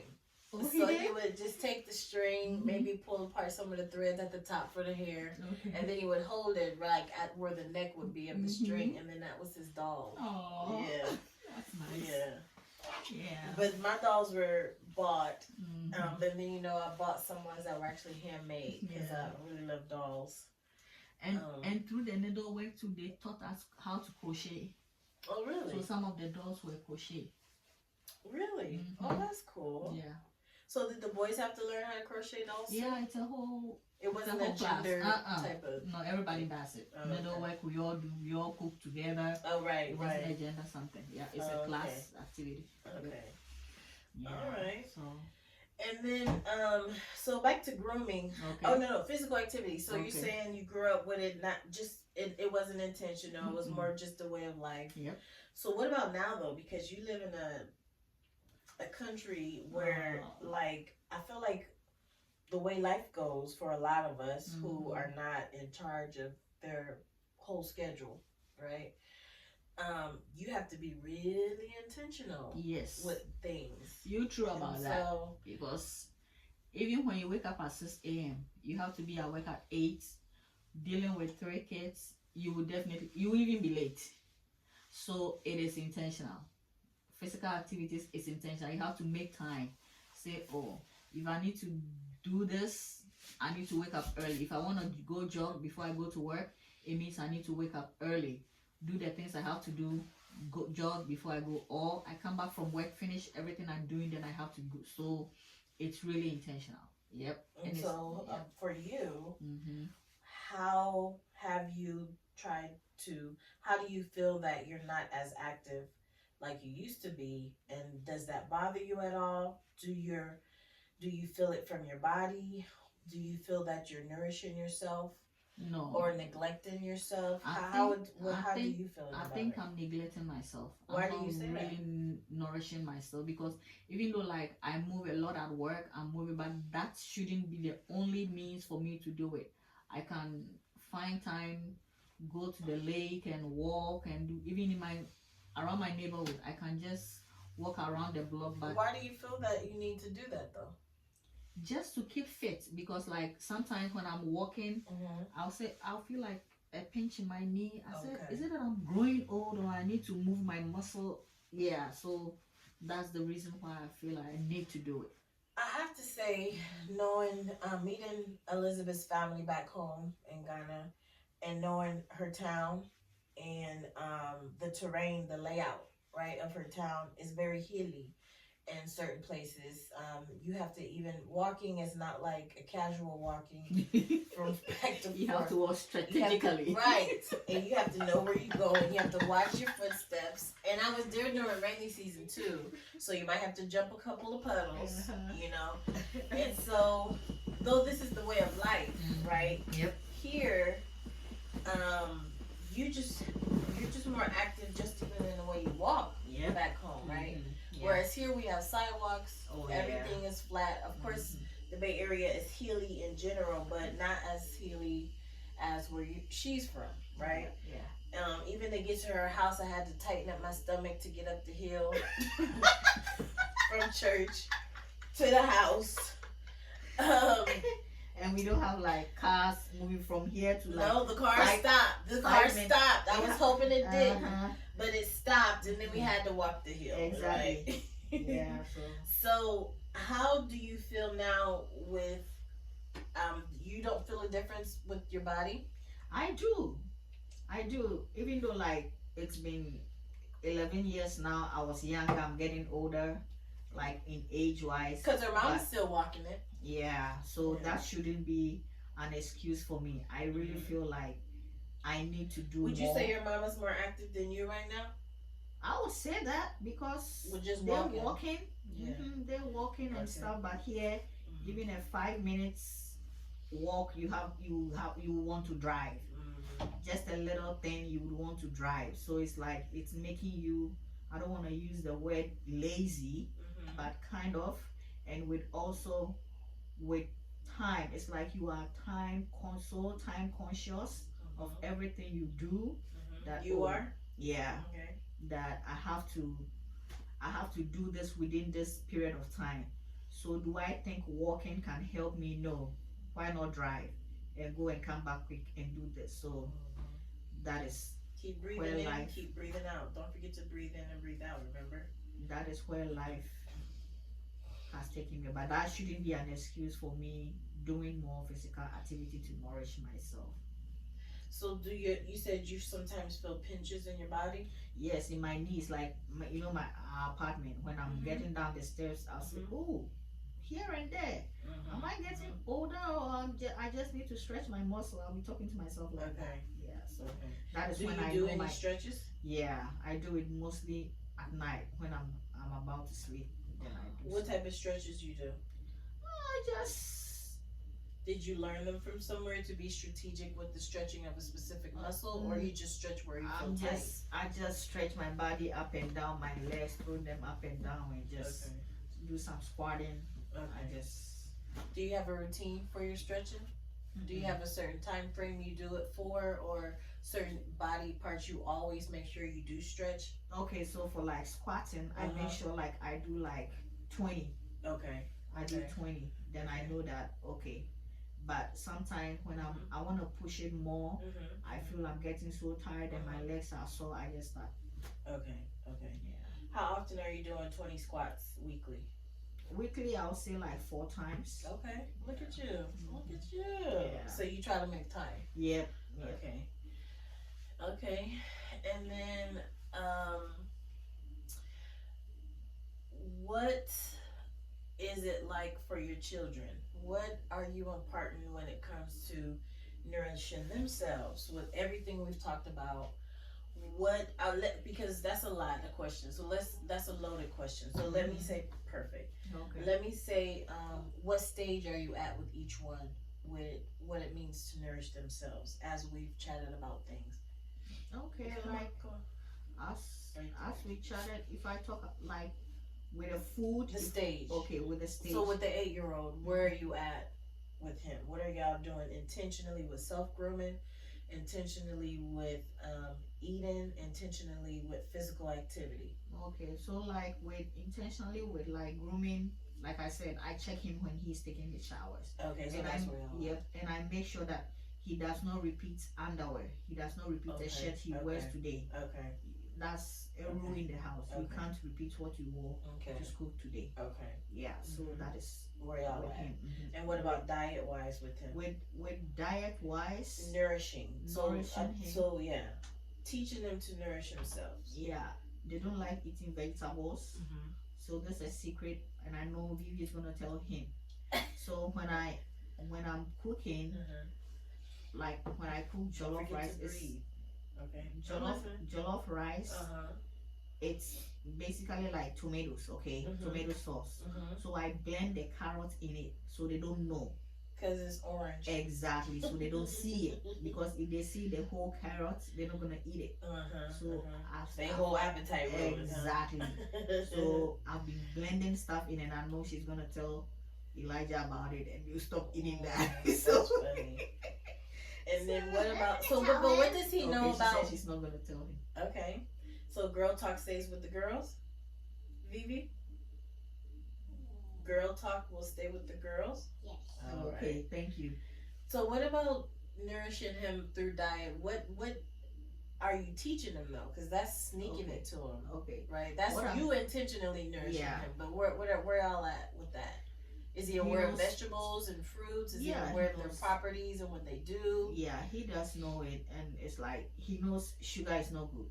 Okay. Too much sugar is not good. Okay. That he knows. That's what she he knows too. Yeah. Okay. So. Okay. And yeah. And then what about physically with him, the 8-year-old? Okay, with him, he's able to. Is he in sports? Yeah. After school program, yeah. Oh, okay. After school program, do a lot of sports. Oh, okay. And even last year we ran the marathon, the Oakland marathon. I remember you sent me those. Yeah, it's something we look forward to do annually now. So. Okay. That's cool. Yep. Okay, and then so what about with the Madam, 6? Were we 5 or 6? 5. Okay, what are we doing with the 5-year-old? Yeah, with 5, like grooming, she already knows how to like. No, I'm gonna check. So she does it, and I ask her, and she tells me so, and I check. If she doesn't do it, I make sure she does it. Okay. So, okay. And with. What about hair grooming with her? Where is she? Is she learning anything yet or no? So I would say at 4 or 5, I knew my mom. She was teaching me how to do my scarf, tie my scarf at night to make it stay on my head, right? Like that was my responsibility for hair. And what's her responsibility right now at 5? Is it just to make sure she keep her hair neat or what? Yeah, What y'all? To keep her hair neat, because it's like for example, this hair you're doing for her, when she come back from school and there are beads out, like beads are falling out. I said, what happened to your beads? She said, oh, it fell off. Okay. I said, did you do a follow up of the beads? Okay. Sometimes she would say, yeah, I found it down the hallway. Sometimes she say outside, she didn't know. Yeah, so she knows she's supposed to take care of her hair. Okay, go back. Okay, so okay. And she used to be pulling the front part of her hair. Oh, she had a nervous problem. Yeah. Okay. But one of my cousins does that. Yeah, so it's like I talk her out of it, like. Okay, so that's where y'all at. Yeah, okay. So, and then what about with food with her diet? What does she know about nourishing herself with the food?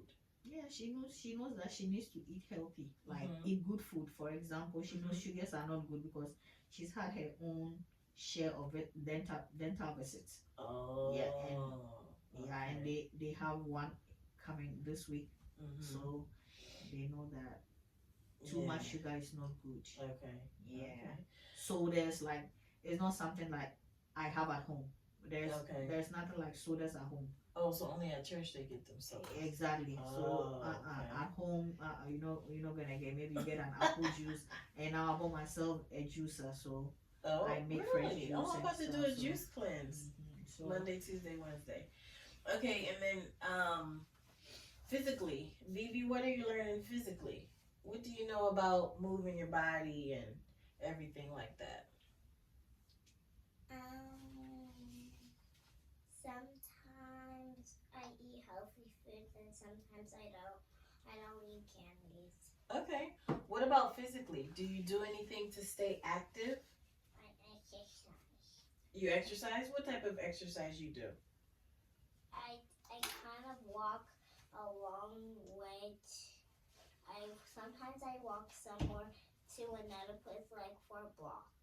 4 blocks? I think one time I walked 4 blocks with my dad and my brother. Okay.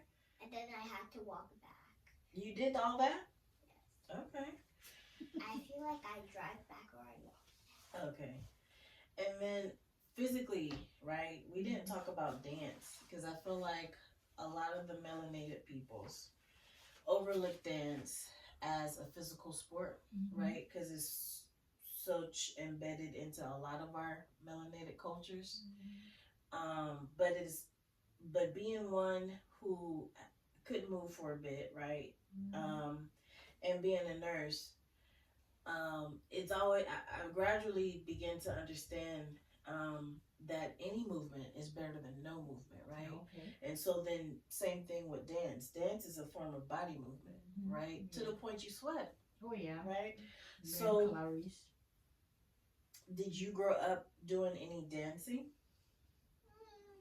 Not really. That dancing will really happen during occasions. Okay. Like Ceremonies, funerals, special funerals, events, birthdays, holidays. Yes, Okay. And you know my town, music everywhere. Oh, so yes, you definitely dance. So And then what about for Vivi?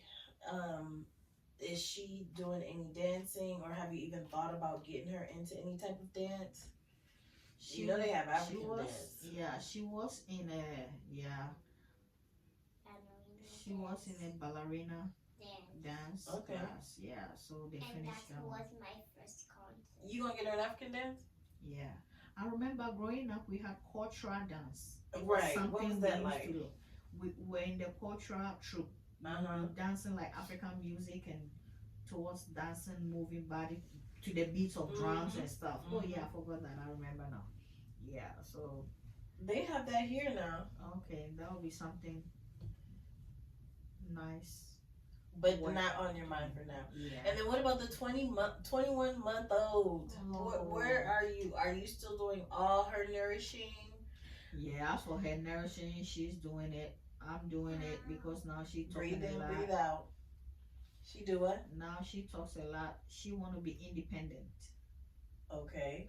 So what are you teaching her to be independent then? With her grooming? What does she do on her own? Wash her face or? Yeah, she wanna. I'm teaching her like Breathe brushing in, her breathe out. teeth herself and like teaching her how to spit. So she will even tell me she touches the water and tell me to hold it and spit. She will say spit, spit. To spit the toothpaste out. And even she wanna bath herself, so I put her down and she'll be pouring the water on herself. Really? Yep. So she's okay. With all that crying she be doing, she still want to be independent. Yeah. Good. And to feed herself. Okay. Even though she's trying, half of the food will be on the ground, but she's trying.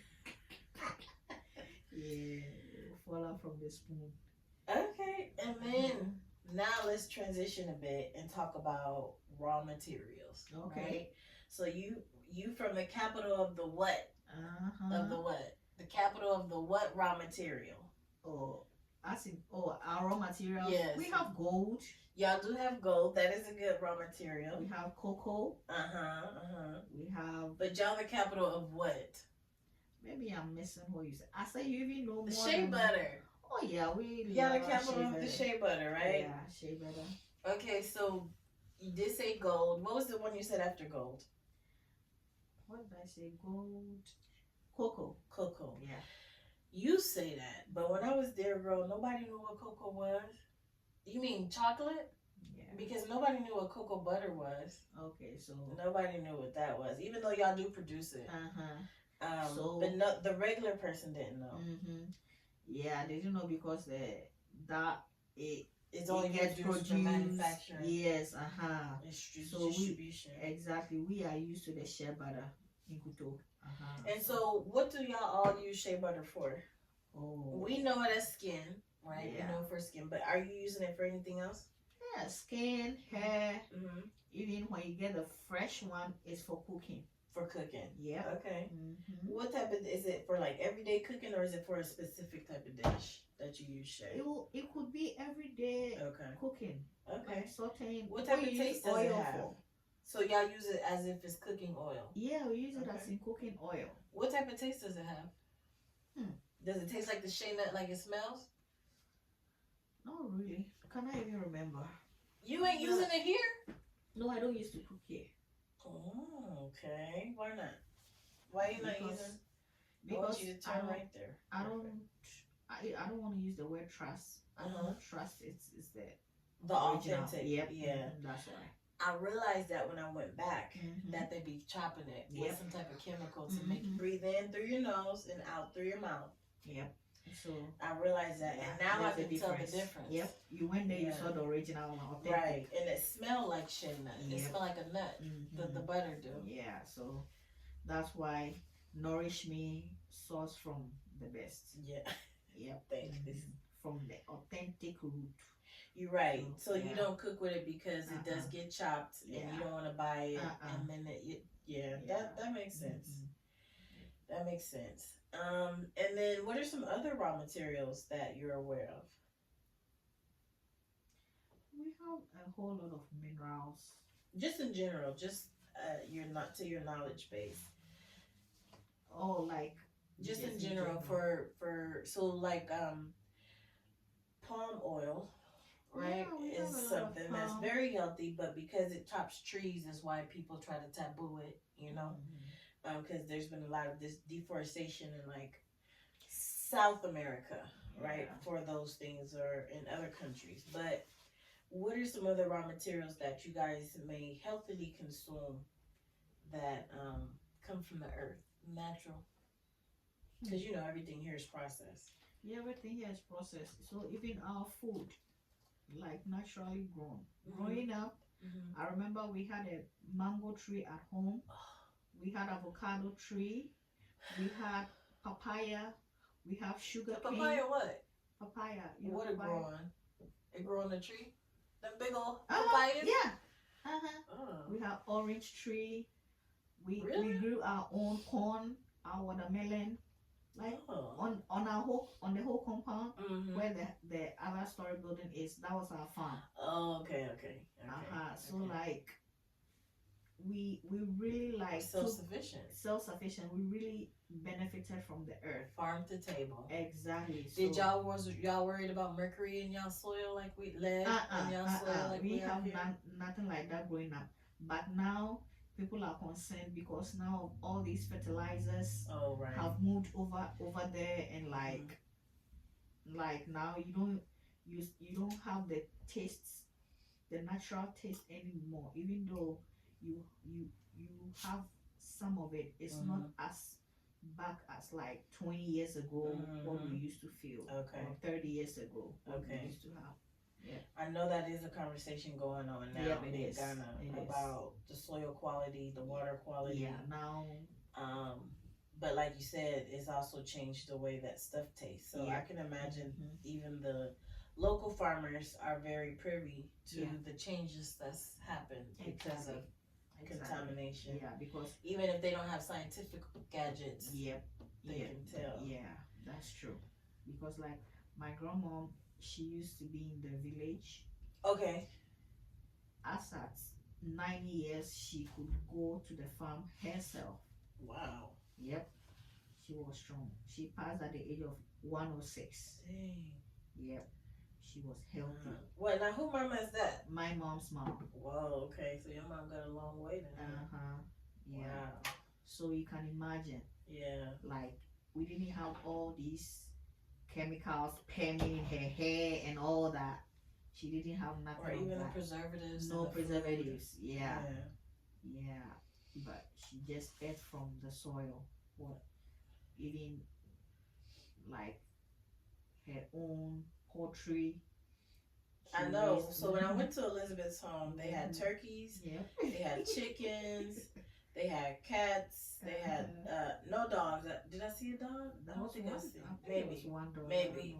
I saw goats. Yeah. All in the same vicinity. Yeah. And the compound ground was not dirty. That's what I was impressed about because and she has a big family and they all live there, and all these were real free range animals, like real free range, not caged with a little bit of space, and we calling that free range.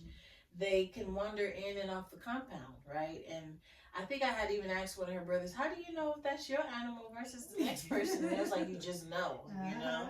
Because I'm like, I seen the goats coming and going, and at the end of the day, everybody returns home. oh, okay. Yeah, and so like it's really free range. And that's even the chickens. I was telling somebody else, I'd never seen a chicken run so fast till I got out there. You know, I didn't know they could run that fast. You know, trying to get away from a car. The chicken was running from the car. They ain't that stupid. They ain't that stupid. To be knocked down. Right. So it's just different. You know, I feel like, so even when you bite into a chicken, because I've heard an East African complain about how the chicken tastes different here, you know, and he can't even, because he's a good cook, and he was like, it don't even cook the same. Exactly. Like back home, because where he's from is from Eritrea. So, And he was like, it don't even cook the same. So even the chicken is exercising. You see the chicken, you said the chicken running? Lean meat. Good lean meat. You got healthy. Yes. He ain't being stacked up with no, he ain't got no infection. It's running out of him as soon as he hit the ground. No growth hormones, nothing. So. No. I'm telling you, I was watching everything, you know me. So, and then, okay, so, gold, palm oil. Y'all use a lot of peanuts too, right? Yeah, we use a lot of peanuts, corn, millet, sorghum. And what is millet? Is that a wheat or a grain? It's a grain. Okay. It's a grain. Yeah. Sorghum, is that a grain too? Yeah, it's okay. We usually use it for. It's actually grown in the north. It thrives in the northern part of Ghana. Okay. But it's really nutritious. Now, let's talk about Nourish Me a bit more, because I feel like when you grow, when you learn about yourself and where you're from, you grow better, right? You grow healthier mentally, spiritually. And how have you nourished yourself spiritually? What's your way to nourish yourself spiritually? Okay. We didn't get to talk about that one. Yeah, so spiritually. How do you grow yourself spiritually? Growing myself. Maintain your function spiritually. Maintain myself functionally. It's like I lean on my spouse, my kids, my church folks like you, and also my family back home, even though the distance is not a limitation. Okay. Yeah. Is that a must-have for you to maintain your functionality, maintain nurturing yourself spiritually and within your spirit? Yes, it is, because like it was part of our upbringing. Yeah, so it's like if you don't do it, you will feel incomplete. I will feel incomplete if I don't like nourish myself spiritually. Okay. Because like growing breathe up, in and breathe out. Growing up, breathe in and breathe out. You have to. We grow up with spiritual nourishment, being a Christian. Okay. Growing up in a Christian home. What did that mean for you? It was, for example, I've heard from other Ghanaians that they had to pray every morning. Like it was a family thing. Yes, it was a family thing. To get up in the morning devotion. Right, devotion. Read the Bible. That's the word we use here. Read the Bible, pray before you head out of the door. Because your being is by God. So why not ask him for protection as you step out the door? Yes, so we are nothing without him. That is why you have to keep up with him. Good job breathing. I hear you. Okay. All right. And then my other question is, because what I initially wanted to ask you was, Mhm. as you know more about yourself and where you're from, you grow better, right? I Yeah. feel like a lot of diasporans, Mm-hmm. African diasporans, we still learning about ourselves. Okay. Um, and then with a lot of um, disconnected bloodlines, right? Historically, that we have here. Um, unless you have immediate family or so you're very involved parents, you here you it's easy to get lost trying Exactly. to find yourself, right? Or identify with a certain tribe, even if we say I found my tribe, right? Yeah. So how have you um, nourished yourself um, in the way of learning about the rest of Ghana outside of the Fanti people? Have you traveled the areas? How have you explored other parts of your country? Okay. When exploring other parts of my country, Here, let's move this before I right came here. here, Yeah, before we you. used to go on excursions. Okay. Like Okay. when we were in school, we used to go on excursions. In Okay. church, we used to go for Bible camps. Okay. And where and did stuff. y'all used to go? How far and why? Oh, we could go like What we regions? move from Western region to the Central region. We move Okay. from the like Western region to Ashanti region. Okay. The Northern region, I think only one time. Okay. Never been to the Volta region before, Okay. but Okay. The it's Volta region. That's yeah, what I where meant you to say saw the earlier. bridge, the Adome Bridge. Okay. Yeah, so that's all part of like the way of keeping that connection.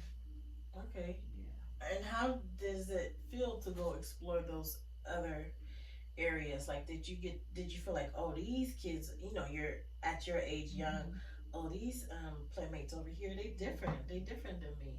Like, how did it feel growing up?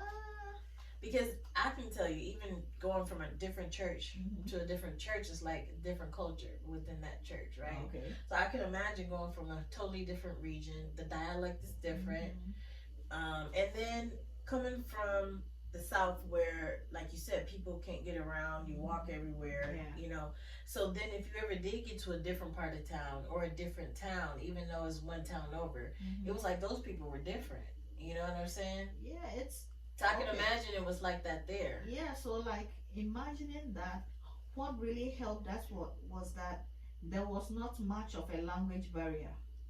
Okay. The language really helped us because even we were in the northern region. You know, the Fanti and the Ashanti region, there would be a little bit of a. No, I mean, like, did y'all truly go up north to Tamale area? No, it was only one time. It was just like just passing through. We went to a national park to see elephants. Okay. Mole National Park. Mole, right. Yeah. Okay. So it wasn't something like we staying and like mingling with the folks and stuff. Gotcha.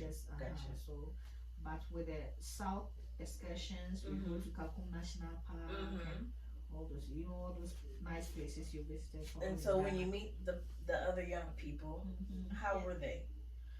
I didn't really see much of a difference between us. Okay. Really? Yeah. Because everybody's claiming their tribes nowadays. Yeah. So it's like it's based on the environment. Okay. When you go to the really, really remote areas, the kids are gonna see you as like a hero, like a strange, like somebody high, because they are not used to see exactly. Especially like I remember most of the time, most of my travels to these villages were through missionary work. Oh, okay. When our brothers and sisters, Christian brothers and sisters were here, they were mostly in Tennessee. Okay, white people? Yeah, white people. They would come so they love white people. Yeah, they would see Obroni. My name is Obroni Black. Yeah, so we will go with them. And okay, so y'all were with the Obronis. Yes, our job is to interpret because of the language. So they speak English, we interpret. So you were automatically brother or sister by default. Exactly. Gotcha. So that is okay. Did y'all ever go visit the airway? Because I heard their language is different. Yeah, theirs is different. So how was that? Y'all can't interpret for them unless they all spoke Tree or spoke Tree. Exactly. So mostly when we go, the brothers and sisters over there Okay. help us, and we help them. Oh, okay. Yeah. So Okay. That's cool. yeah. That's cool. Well, so do you have any questions for me? So, Jikori, Mm-hmm. how do you view Nourish Me? I view it as a mantra for myself. I view it as something that I have to tell myself. It's a command for Jikori. Okay. Because if I didn't tell myself, I wouldn't do it. Okay. Yeah. So lovingly, with care, with intention, and I wouldn't do it on purpose. Okay. It would be something that I default into. Okay. All right. So my next question is, like, I know we've had a long conversation, Yeah.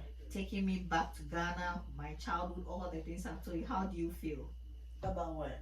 about this whole conversation we've had about physical nourishment, about spiritual, About family? your contributions to the conversation, or how do I feel about all the questions I asked you? Yes. And So, the answers I gave you, how do you feel? No, I know we had some laughs. oh, you want to know how I feel about your answers? Mm-hmm. So, how I feel about your answers is that I love it that we have this time to talk. The whole point, right, that me starting this was because I know how unintentional I grew up with Nourish Me, or the concept of Dwafe, and as a culture coming from an oppressed peoples, right? Like, I feel like to pamper ourselves has been lost, because of the oppression history we have. And so I know how absent-minded I've been. It took me till about 4 years ago to realize how absent-minded I am with just self-care grooming, right?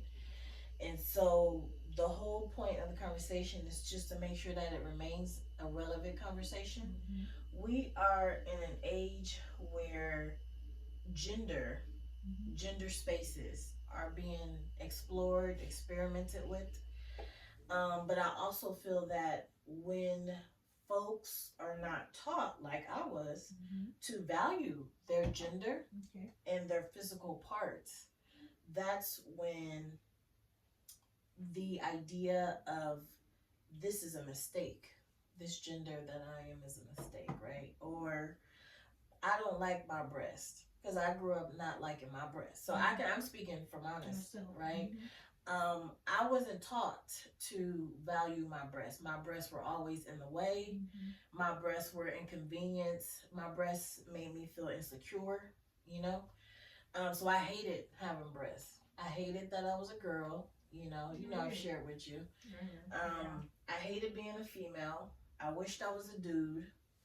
Until my adult years, like recently, I've always wished I was a man. I don't know. Was it because you had all your siblings are all boys? That played a part in it. But I also, but it never was valued to be feminine. To have, there was no intention. Like I told you, it was by default that I learned about period, what to do. It was 2 years later till I learned how to actually clean between my lips. I was like 11. I was in freshman in high school, or I was in 8th grade. And I was taught that, like my mom had to smell me, right? And then at 11 years old, I had to lay down on the floor like a baby.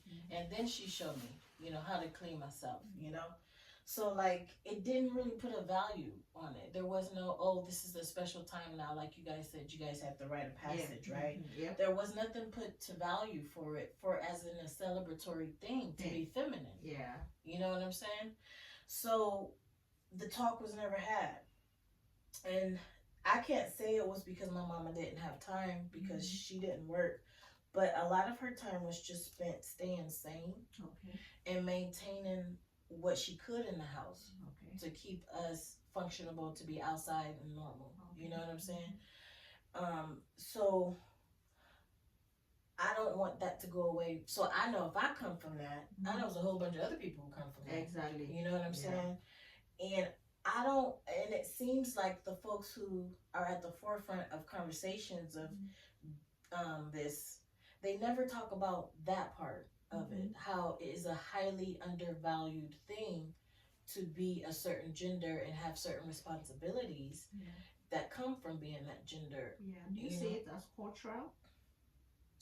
Well, coming from an oppressed society, it can be culturally just passed down. But I can't say that because I've also chatted with people who were, and I've had, friends, schoolmates, where pampering themselves was part of their self grooming. Like that was just how they were raised. You know what I'm saying? Of the African diaspora, right? So I would say maybe from a broken home. Okay. That can easily be neglected when we put survivor first. Yeah. Okay. And then when we put money, I feel like when we put money, you have to breathe in and breathe out. You have to breathe in and breathe out.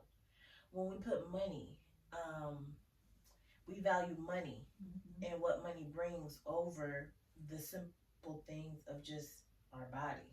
You know, because the reason I say that is because I did the same. Like to work, I was sharing that I've had my routine to get ready for work down to like I used to be like, oh yeah, I have brothers, so like I can get ready quick just like they can. You know what I'm saying? It was an efficiency thing to get ready. It wasn't let me clean these areas to the point where I may even forget to clean some area and then I gotta go hop back in the shower because now I have to actually be like, Jacory, did you wash down there? Did you wash this? Did you wash under your arms? You know, because I'm more intentional now, right? Yeah. But you can imagine for a lot of people, they not even there yet, right? But I'm a whole nurse out here. I'm cleaning people. You know what I'm saying? I'm making sure they taken care of. You forgot about you. Yeah. So nobody having that talk though. I feel like. Yeah. It's sometimes I just feel like society is making us miss those important marks. Yeah, because it's like there is so much going on that you have to do to keep up. Yeah. Right. To survive. So now like survivor is like taking place of we even like The taking care things. of ourselves. Right. Yes, the little things about life. Yeah. Like you saw the kids in my compound when you went back home. They don't have all the luxury, but they were happy. They were playing together, and like you see. Oh, I wanted to tell you, you have the best view of the whole little area. Really? From the second house, from your house. I can't wait till you get that house built because that view. We played I Spy. We played I Spy from there. It was nice. Yeah. Thank you. Yeah. So that is what is happening now because like so sometimes I just feel like here somebody would have. If I should say everything, they will have the luxuries of having everything, but they will not be satisfied or be happy or be content. So it's like because they done achieved everything. Exactly, but it's still like I need there is something missing. So sometimes I just feel like it's part of the environment. Your environment in which you grow up really plays an important role in it. I will say growing up with all boys, yes, right? Like I grew up with all boys. Yeah. So the only thing that was different for me than them was having a period. You know what I'm saying? Everything else was pretty much taught the same. There was nothing that really was separated for us besides hair. But then even then, if they wanted to dye their hair, they could dye their hair. You know, she showed us how to do the lemon juice and sit in the sun and all that stuff. If they wanted to cut or they wanted to braid their hair, they can do that too. You gotta turn to mommy now. You gotta turn to mommy. You okay? Okay. Your hair looks beautiful. It's not even done yet. Yeah. Go look at it so you can see the front part. I want some. You see it? You being shy because the camera. I know. But turn to mommy. Turn to mommy. Turn to me. Because I gotta do these back parts now. And so, this is too big. Let's try this one. Okay, so like growing up with my experience I've shared with But you grew up with boys, right? 2 brothers. Right, and that was still different. Like when we talk about my brothers and your brothers, I know it's different. It's really different. And why would you say it's different? Because you had a man in the house, or they were taught? I think they were taught intentionally. Yeah, they were that taught. Girls are different. Exactly, because like you will not see like my sisters or myself cutting grass on the backyard. Even though we can do it, but we're taught like those are men job. They can do it. Yeah, you have to do it. But it also seems like they still equally value you, though. Oh yes, whereas we teach different things here, but then you value me because I feel like the woman is devalued because she's not the same. You know what I'm saying? Where I feel there, I felt that. I felt like they value the ones your who are contributions. Yeah, we play important, like we are vital. Our positions are vital. Our existence is really vital to the survival of the whole family. I can tell there. Yep. Here it ain't like that. It is. Yeah. Because it's like even back home, you went there and you saw it. How many women, you went to the market, how many women are selling there, how many men are selling there. Even though like everybody plays their part, like we are valued. Yeah. We are valued. It's not like a competition. Yeah. It's like a two-way stream. You help me, I help you. Right. Teamwork. Right. It makes the dream work. Yeah, that's true. I also, as far as Nourish Me diet wise, I would say my mom introduced us outside of learning at school. She told us that, you know, fruits and vegetables was important. We always had vegetables. I've always personally liked vegetables. Okay. Yeah, I've always liked vegetables. And I always liked fruit because it was sweet. Because I liked, you know, I was sweet too. And when I learned that fruits were healthy, sweet too. Yeah, when I learned it was healthy, I was like, oh, well then that's my free pass to all the sweet fruit I want, right? Sweet. So I valued that. And then as far as physically, I nourished myself physically because it was taught. Both my parents were active to a certain extent. Okay. My dad played tennis, so as for as young as I can remember, we'd be at the tennis court and he back and forth, and we had to go run and get the ball. Get the balls. Oh, like that's cool. Yeah, and then with my mom, she liked it to do the videos. The exercise videos. Oh. And she used to have a gym membership. Yeah, she would. That's the first time you're telling me. We'll take a break in a minute. Okay. Yeah. So, because I had to think about it, right? And that's the whole point of the conversation is to try to remember, even subconsciously, was I ever taught anything that I should be perpetuating into adulthood? You know. And then if not, why? Why am I not? You know. Have I replaced it with something? Something else? Am I doing something better? Am I doing something worse? And if I haven't noticed, why? Why have I not noticed? Because the fact that I'm 40 and I still have to tell myself to nourish myself, I feel like that's a default. That's something, a fault. That's a fault. That you should have done it earlier in life than now. It shouldn't be something I'm still mastering at 40 years old, I feel like. It's okay. It's better now than never. Yeah, better late than never. Yeah. So that's why I wanted to implement this. And I also feel like, okay, there we go. The Bay Area is so diverse, and I feel like, and I meet so many different types of people here, and I feel like people really don't know how diverse it is here until they come here. Yeah, that's true. You know, because there's a lot of folks here, and you like the third West African person I've had on the conversation. Okay. You know what I'm saying? Yeah. And y'all not all from the same country. Yeah. You know what I'm saying? Like yesterday, I was in San Leandro. I was exiting the store, and one guy said, "Hi, my sister. Where are you from?" I said, "Ghana." And he said, "Oh, it's the same." Right then, he spoke my local language, and I said, "Oh, he told me that's all I know."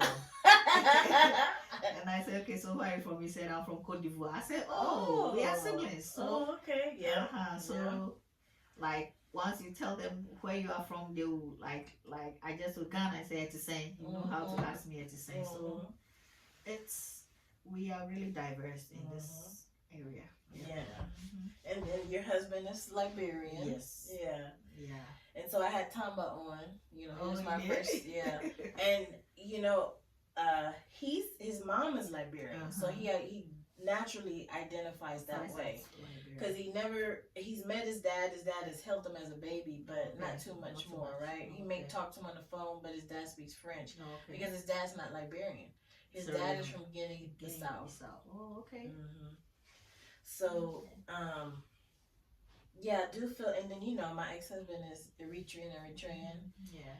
And then we have a large community of them here, Ethiopians and Eritreans. So like I just feel like our story should be told more from the everyday point of view.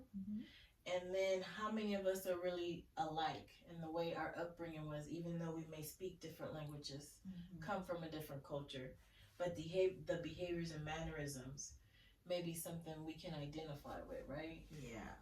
So like what you are just saying, a conversation I was having with Ike. Who's from where? Nigeria. And Miss Rhonda, I think you Miss Rhonda is from Oakland, right? Yeah, she's from Oakland. She's Black American. Yeah. So it was like we were talking, and it just came out of the blue how we were taught how to behave in front of elderly people. Like in school, you are supposed to get to school at a certain time. If you do not get a certain number of time, like they give out numbers. Oh. And the numbers cut off at 8. So if you come 8:01, you miss the number. Okay. And you're gonna have a consequence for it. You're gonna have to do groundswork for that, for missing it. Okay. If you are walking, you see an elderly person, you have to carry their load. Growing up, you go. We had this old lady in our area. She'd be coming from her farm. Yeah. And the kids, you see the hill behind our house. Yeah. It was even, erosion have occurred, so it's not even steep now. Right. Okay. It was really steep, but like like I 30 can't years imagine. ago. I can't imagine. So we will see this old lady coming from afar, and about 10 of us, all kids, will be running. See who is the first to get this old lady's stuff. Because it was a no-brainer type of thing. Yes, it's not like she was gonna pay us, but it's like that's how we were brought up. Or I don't know that lady. Yeah, that's how we were brought us, and even she telling you thank you. We say yana, like it's a blessing for us. Like we want to do every day. We are so excited to see her coming from her farm just to rush and get her stuff. Getting a blessing yes, from that. That ain't being taught now. No, nobody will even help you.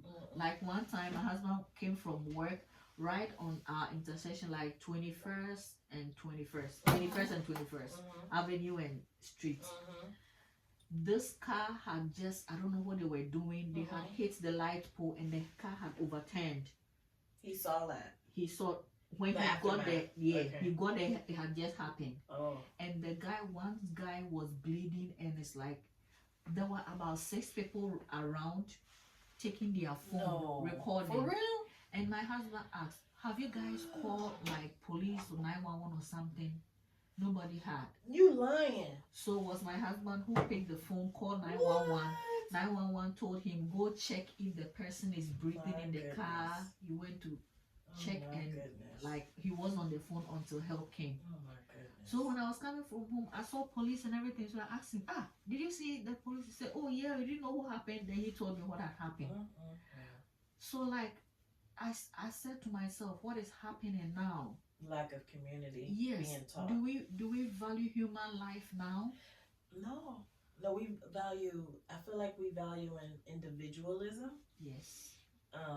Over and I get it because we all want to express ourselves, and things. But you're right. If you don't balance community with that, and then Yeah, it's a small world, so we just don't have to forget like we are But you, human. Rhonda and IK was talking about how y'all all Yes, were how bred we, that way. exactly how Yeah. we were brought up that way. Mm-hmm. So like it's embedded in us. Mm-hmm. So you can't even go away from it. You can't even forget it. No. That is why we want our kids to also know it. Yeah. So they will also pass it on. Right.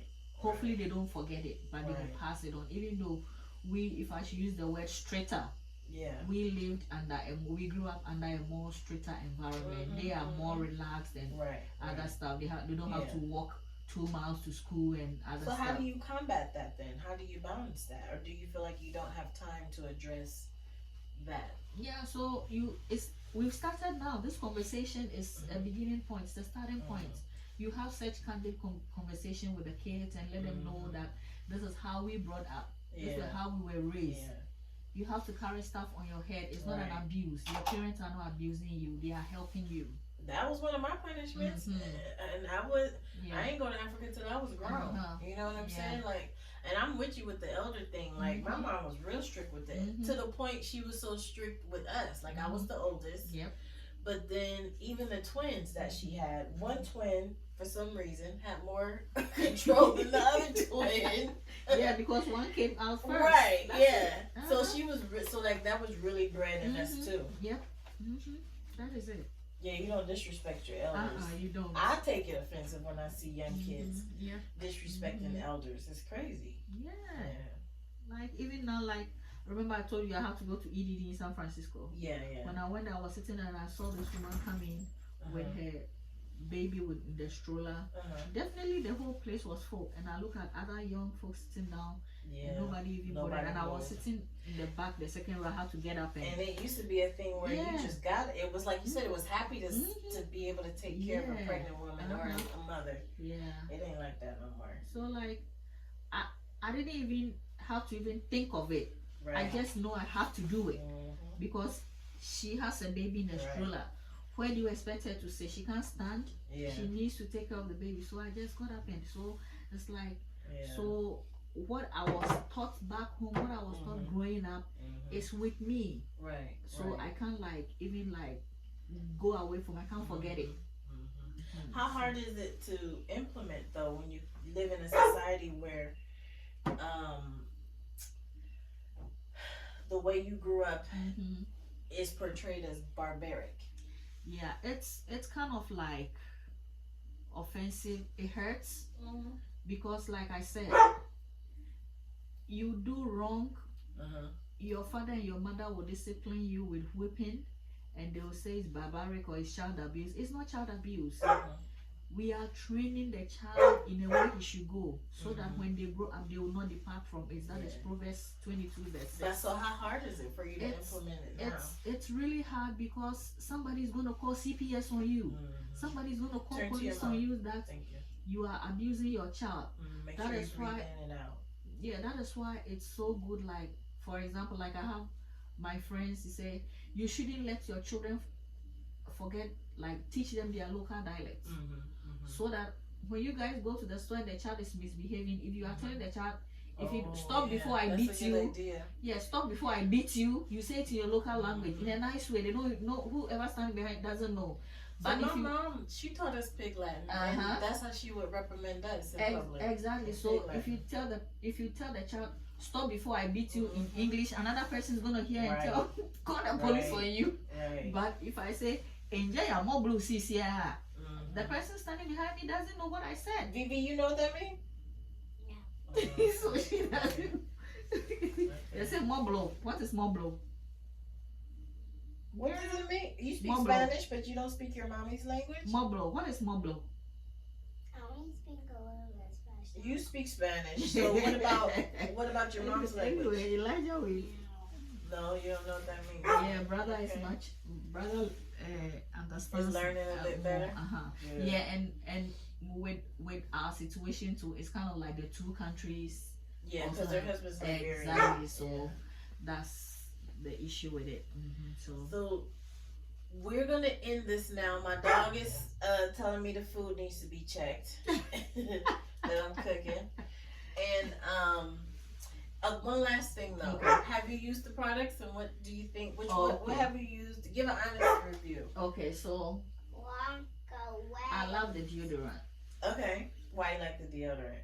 because it doesn't irritate my skin when I use it. You're the first one who said they have underarm sensitivity. Yeah, it does Okay. not. It Okay. doesn't irritate because I've used a lot of products, Okay, commercial products. commercial products with aluminium, with all these fake stuff in it, and it irritates and it gives me like a armpit pulse. Oh. Yeah. Yeah. So you know why I made a deodorant to sell? I've been making my own. I've always heard that natural is better than what's on the market. I've always heard that. Yep. But I also witnessed a friend, somebody that used to braid their hair a lot, go through balls of pus under their arms used to grow, and they abscesses, and they always had to get them drained. And I used to be like, she don't need to be using deodorant. I'm pretty sure, you know what I'm saying, her body tired of it, but she didn't know nothing different. You know, even though her dad was Nigerian, she didn't know nothing different than deodorant. You know what I'm saying? And she would always get these, and so I used to think like, so it's always made me be like, you know what, I need to use something sensitive, because also one of the systems that helps pump out toxic things in our body is housed right at your arm. So I'm glad you like it. I love it, and I love the hair oil too. Why you like the hair oil? Because it's like it's. Cause you use shea butter. Yeah, and I know you'll default to shea butter and cocoa nut oil. I love that the So texture, how it feels. Oh, okay. And it's like when you don't even have to use too much. Yeah. It nourishes. It nourishes the nourish nourishes your hair. Yeah. So. I love it. Yeah. And you know the products, they all have like cocoa butter and shea butter in it. So I just love the base, the roots, the raw materials in it. What about the body butter?